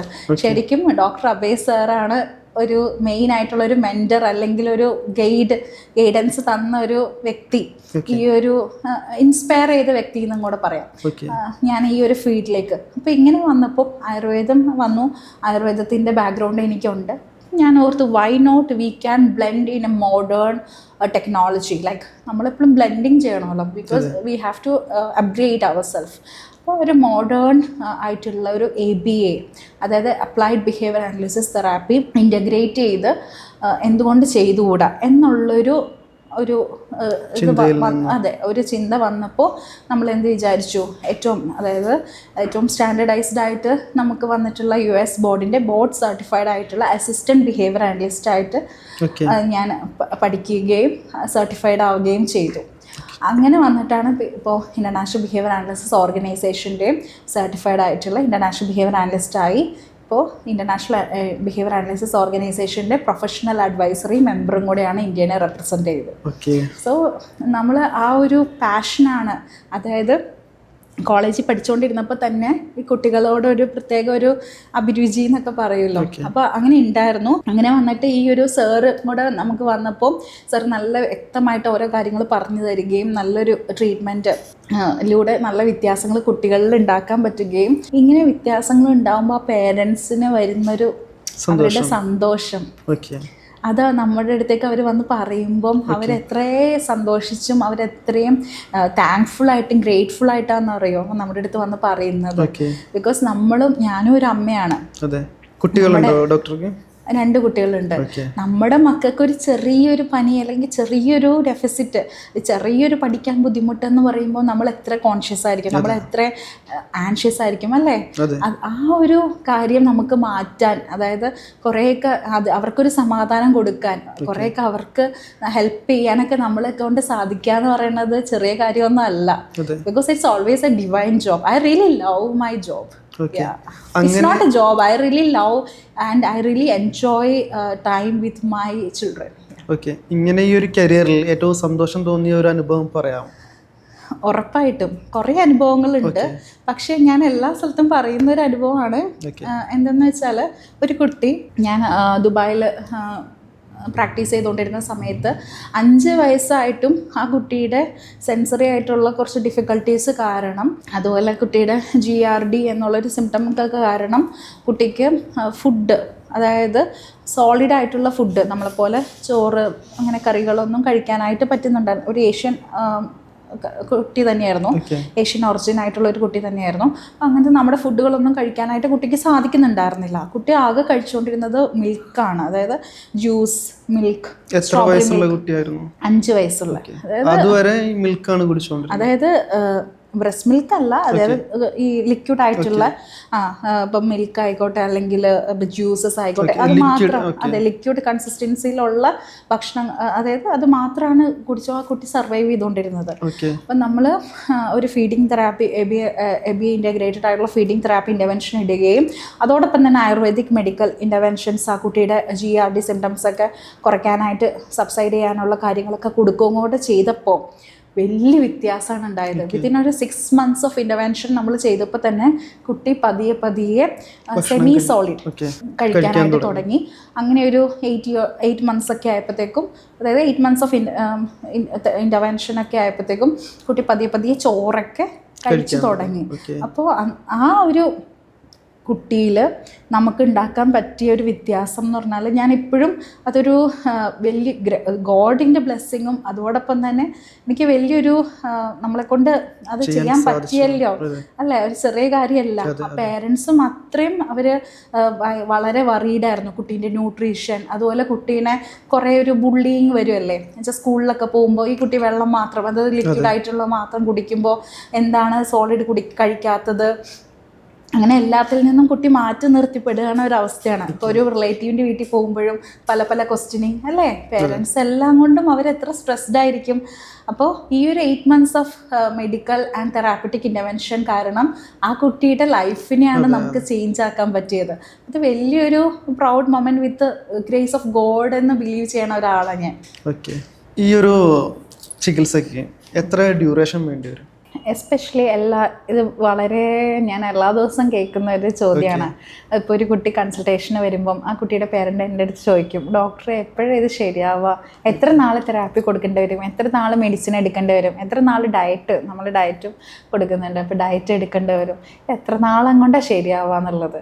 പക്ഷേ അതിന് നമുക്കൊരു കറക്റ്റായിട്ടുള്ളൊരു കാലയളവ് പറയാനായിട്ട് സാധിക്കത്തില്ല. എന്തുകൊണ്ടെന്ന് വെച്ചാൽ ഒരു ബിഹേവിയർ അനലിസ്റ്റ് അല്ലെങ്കിൽ ഒരു ഡോക്ടർ എന്നുള്ള രീതിയിൽ ആ കുട്ടിയുടെ സ്കിൽസ്, ആ കുട്ടിയുടെ ഏജ് അപ്രോപ്രിയേറ്റ് ആയിട്ടുള്ള സ്കിൽസ് എപ്പോഴാണോ ഡെവലപ്പ് ചെയ്ത് വരുന്നത്, അതുപോലെ ആ കുട്ടിയുടെ ബിഹേവിയർ ഒരു സോഷ്യലി സിഗ്നിഫിക്കൻ്റ് ആയിട്ടുള്ള ബിഹേവിയറിലേക്ക് എപ്പോഴാണോ ആ കുട്ടി വരുന്നത്, അതുവരെ നമ്മൾ ഈ ഒരു therapeutic interventions along with treatment കൊടുക്കേണ്ടതായിട്ട് വരും. ഓക്കെ, അതോടൊപ്പം തന്നെ ഏറ്റവും കുറഞ്ഞ സമയമെടുത്ത ഒരു ചികിത്സയും ഏറ്റവും കൂടുതൽ ഡ്യൂറേഷൻ എടുത്ത ഒരു അനുഭവം ഉണ്ടോ? ഉറപ്പായിട്ടുണ്ട്. എന്നുവെച്ചാൽ അത് ഒരു കാര്യം പറയാൻ പറ്റും. എനിക്കൊരു 2 വയസ്സുള്ളൊരു കുട്ടി, അതായത് ഒരു ഹോസ്പിറ്റലിൽ നിന്ന് moderate to severe level of ഓട്ടിസത്തിലേക്ക് ഡയഗ്നോസ് ചെയ്ത് വന്നിട്ടുണ്ടായിരുന്നു. 2 വയസ്സുള്ളൊരു കുട്ടി. അപ്പം ഞാൻ പറഞ്ഞു, ഇന്ന് നിങ്ങൾ തെറാപ്പി വിത്ത് ഇൻ്റർവെൻഷൻ, മെഡിക്കൽ ഇൻ്റർവെൻഷൻ എടുക്കണം എന്ന് ഞാൻ വാശി പിടിക്കുകയുണ്ടായി. അതിനോട് തുടർന്ന് ആ പേരൻസ് ഞാൻ പറഞ്ഞ കറക്റ്റ് രീതിയിൽ അവർ ഫോളോ ചെയ്യുകയും അങ്ങനെ തന്നെ അവർ ചെയ്യുകയുണ്ടായി. അതായത് നമ്മുടെ എല്ലാ ഇൻറ്റൻസീവ് ആയിട്ടുള്ള തെറാപ്പി സെഷൻസും അതുപോലെ മെഡിക്കൽ ഇൻ്റർവെൻഷൻസ് എല്ലാം നമ്മൾ പറഞ്ഞ രീതിയിൽ തന്നെ ഫോളോ ചെയ്ത് എല്ലാം എടുത്ത് കഴിഞ്ഞ് ഒരു 6 months കഴിഞ്ഞപ്പോൾ തന്നെ ഒരു ഫോളോ അപ്പിന് വേണ്ടി ആ സെയിം ഹോസ്പിറ്റലിൽ ഡയഗ്നോസ് ചെയ്ത് സെയിം ഹോസ്പിറ്റലിലേക്ക് അവർ പോവുകയുണ്ടായി. അങ്ങനെ പോയപ്പോൾ ഈ മോഡറേറ്റ് ലെവൽ എന്നുള്ളത് മൈൽഡിലേക്ക് ആയിട്ട് മാറുകയും ഇപ്പോൾ ആ കുട്ടി സ്കൂളിൽ, അതായത് നോർമൽ സ്കൂളിൽ മറ്റു കുട്ടികളുടെ കൂടെ പോവുകയും എന്നുള്ള ലെവലിലേക്ക് വന്നു. 6 മാസത്തിനുള്ളിൽ അത് ചികിത്സിച്ച് ഭേദമാക്കുന്നല്ല, ആ കുട്ടീനെ നമുക്ക് അത് നല്ലൊരു വ്യത്യാസം. അതായത് ഒരു മോഡറേറ്റ് സിവിയർ ലെവല് മൈൽഡ് ആവുക എന്ന് പറഞ്ഞാൽ അത് വലിയ വ്യത്യാസമാണ്. ചില കുറേ സ്കിൽസാണ് കുട്ടി ഡെവലപ്പ് ചെയ്ത് വന്നത്. കുറേ സംസാരം വന്നു, കുറേ കുട്ടീൻ്റെ ബിഹേവിയറിൽ വ്യത്യാസങ്ങൾ വന്നു, കുറേ സെൻസറി ബിഹേവിയേഴ്സ് എന്നൊക്കെ പറയും, അതെല്ലാം കുറഞ്ഞു.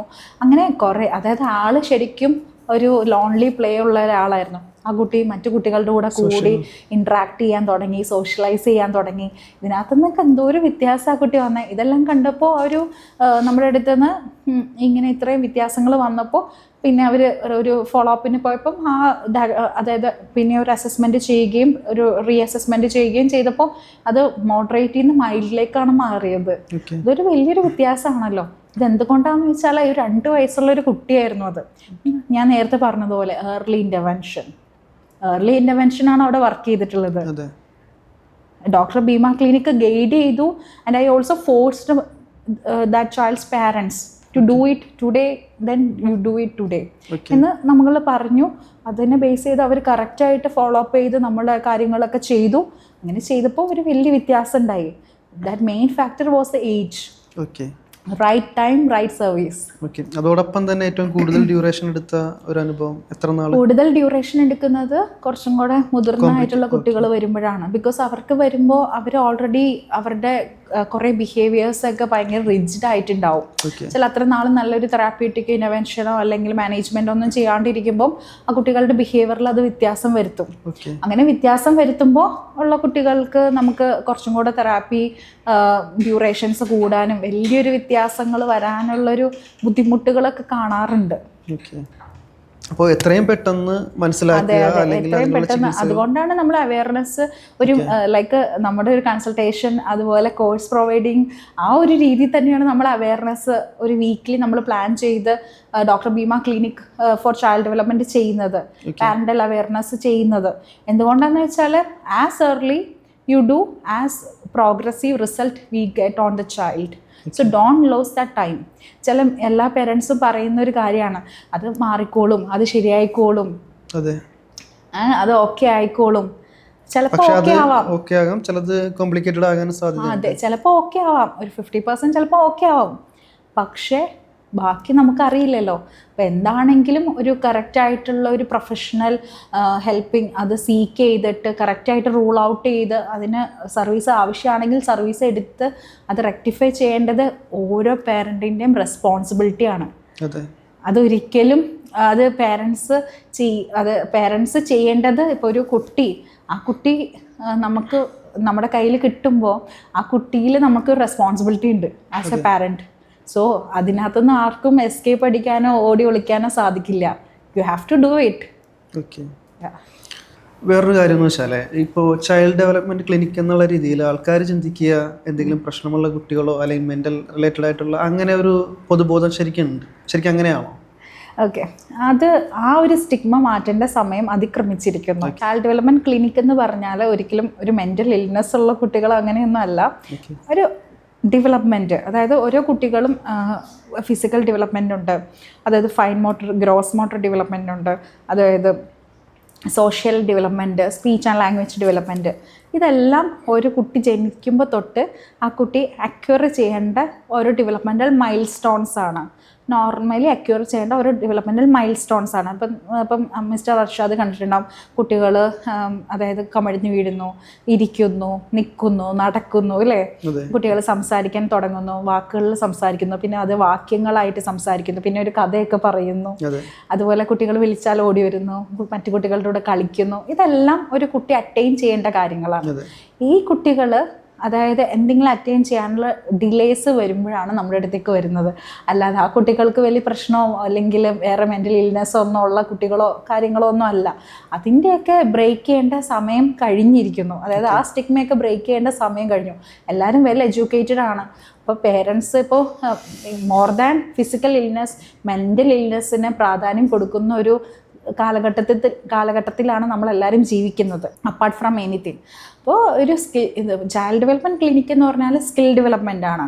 അവരുടെ ലൈഫിൽ ഇപ്പോൾ ഒരു കുട്ടി ഒരു 5ാം ക്ലാസ്സിൽ പഠിക്കുന്ന കുട്ടി, ആ കുട്ടിയുടെ അക്കാഡമിക്സിൽ എന്തെങ്കിലും പ്രശ്നം ഉണ്ടെങ്കിൽ നമ്മുടെ അടുത്തേക്ക് വരും ഫോർ സ്പെഷ്യൽ എഡ്യൂക്കേഷൻ ട്രെയിനിങ്, അതിൽ റെമഡിയൽ ടീച്ചിങ് ലേക്കൊക്കെ നമ്മുടെ അടുത്തേക്ക് വരാറുണ്ട്. എന്തിനാന്ന് വെച്ചാൽ ആ കുട്ടിയുടെ ലൈഫിന്, ആ കുട്ടിയുടെ ക്വാളിറ്റി ഓഫ് ലൈഫിന്, ആ കുട്ടിയുടെ ഫ്യൂച്ചറിൽ ഇങ്ങനെ ഓരോ ചെറിയ ചെറിയ ഡെഫിസിറ്റ്സ് ഉണ്ടെങ്കിൽ അത് ബാധിക്കരുത് എന്ന് പേരൻസിന് വാശിയുള്ളത് കൊണ്ടാണ് നമ്മുടെ അടുത്ത് കൊണ്ടുവന്ന് അത് റെക്ടിഫൈ ചെയ്യുന്നത്.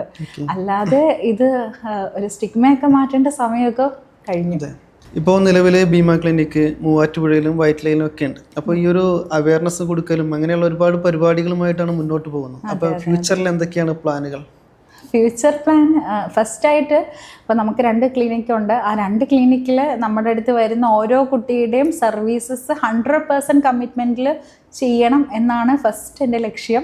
അതായത് എൻ്റെ ടീമിൻ്റെ ലക്ഷ്യം. അത് കഴിഞ്ഞിട്ടുള്ള ലക്ഷ്യമാണ് നമ്മുടെ ക്ലിനിക്ക്, അതായത് with all the quality. I always look into the quality than quantity. ആ ക്വാളിറ്റി അഷ്യൂർ ചെയ്തുകൊണ്ട് തന്നെ നമുക്ക് ക്വാണ്ടിറ്റി, അതായത് എല്ലാ ജില്ലകളിലും നമുക്ക് ഓരോരോ ക്ലിനിക്കും അതായത് അവിടെയുള്ള കുട്ടികളിലേക്കും നമ്മുടെ സർവീസ് ഓഫർ ചെയ്യണം എന്ന് നമ്മളൊരു ലക്ഷ്യമുണ്ട്, ദൈവം അനുഗ്രഹിച്ചാൽ. ഓക്കെ. നിലവിൽ എത്ര കുട്ടികൾക്ക് ചികിത്സ ഭേദമാക്കിയിട്ടുണ്ട് ഡോക്ടർ? ഭേദം എന്നല്ല, അവരുടെ ഒരു പൊട്ടൻഷ്യലിലേക്ക് ഫുള്ളായിട്ട് എത്തിക്കാൻ സാധിച്ചില്ലെങ്കിൽ ഒരു 90% എത്തിക്കാൻ സാധിച്ചിട്ടുണ്ട്. ഒരു 500+ ക്ലയൻസ് ഹാപ്പി ഫേസസ് നമുക്കുണ്ട്. From my like decade anniversary ആയിരുന്നു. So it's been like 10 years. Like 1000+ smiles പേരൻസിൻ്റെ ഫേസിലും കുട്ടികളുടെ ഫേസിലും കൊണ്ടുവരാനായിട്ട് സാധിച്ചിട്ടുണ്ട്. അപ്പോൾ ഞാൻ നേരത്തെ പറഞ്ഞതുപോലെ ഇതൊരു ചൈൽഡ് ഡെവലപ്മെൻറ്റ് ക്ലിനിക്ക് ആയതുകൊണ്ട് നമ്മൾ ഒരു ചെറിയ വ്യത്യാസം, ഞാൻ എൻ്റെ ടീം മെമ്പേഴ്സിനും പറഞ്ഞു കൊടുക്കുന്ന ഒരു കാര്യമാണ്, ഒരു ചെറിയ ഒരു പ്രോഗ്രസ് നമ്മൾ ആ കുട്ടികളിൽ കൊണ്ടുവരുമ്പം അവരുടെ ലൈഫ് ടൈമിലാണ് നമ്മുടെ കൈ ആ കുട്ടികളിലുള്ളത്. ഇപ്പം നിങ്ങൾ doctor Bheema clinic for child development logo ശ്രദ്ധിച്ചിട്ടുണ്ടെങ്കിൽ അതൊരു കൈയാണ്. Because we are touching every child that to make every child smile and we always believe every child is special. Okay, നേരത്തെ പറഞ്ഞല്ലോ 1 വയസ്സ് മുതലാണ് സ്വഭാവങ്ങൾ ഇങ്ങനെ മാറാൻ നമുക്ക് അറിയാൻ പറ്റുന്നത്. അതിന് മുൻപുള്ള എന്തെങ്കിലും കേസുകളൊക്കെ വന്നിട്ടുണ്ടോ ഡോക്ടർക്ക്? അതോ 1 വയസ്സിന് ശേഷമുള്ള കുട്ടികളാണോ വന്നിരിക്കുന്നത്? കൂടുതലും ഒരു 1.5 ഇയേഴ്സ് തൊട്ടുള്ള കേസസ് ആണ് നമുക്ക് വന്നിട്ടുള്ളത്. ബിക്കോസ് പേരൻസ് അതുവരെ അത്രേ കോൺഷ്യസ് ആയിട്ടുണ്ടെങ്കിൽ മാത്രം ചിലപ്പോൾ അറിയാൻ പറ്റും.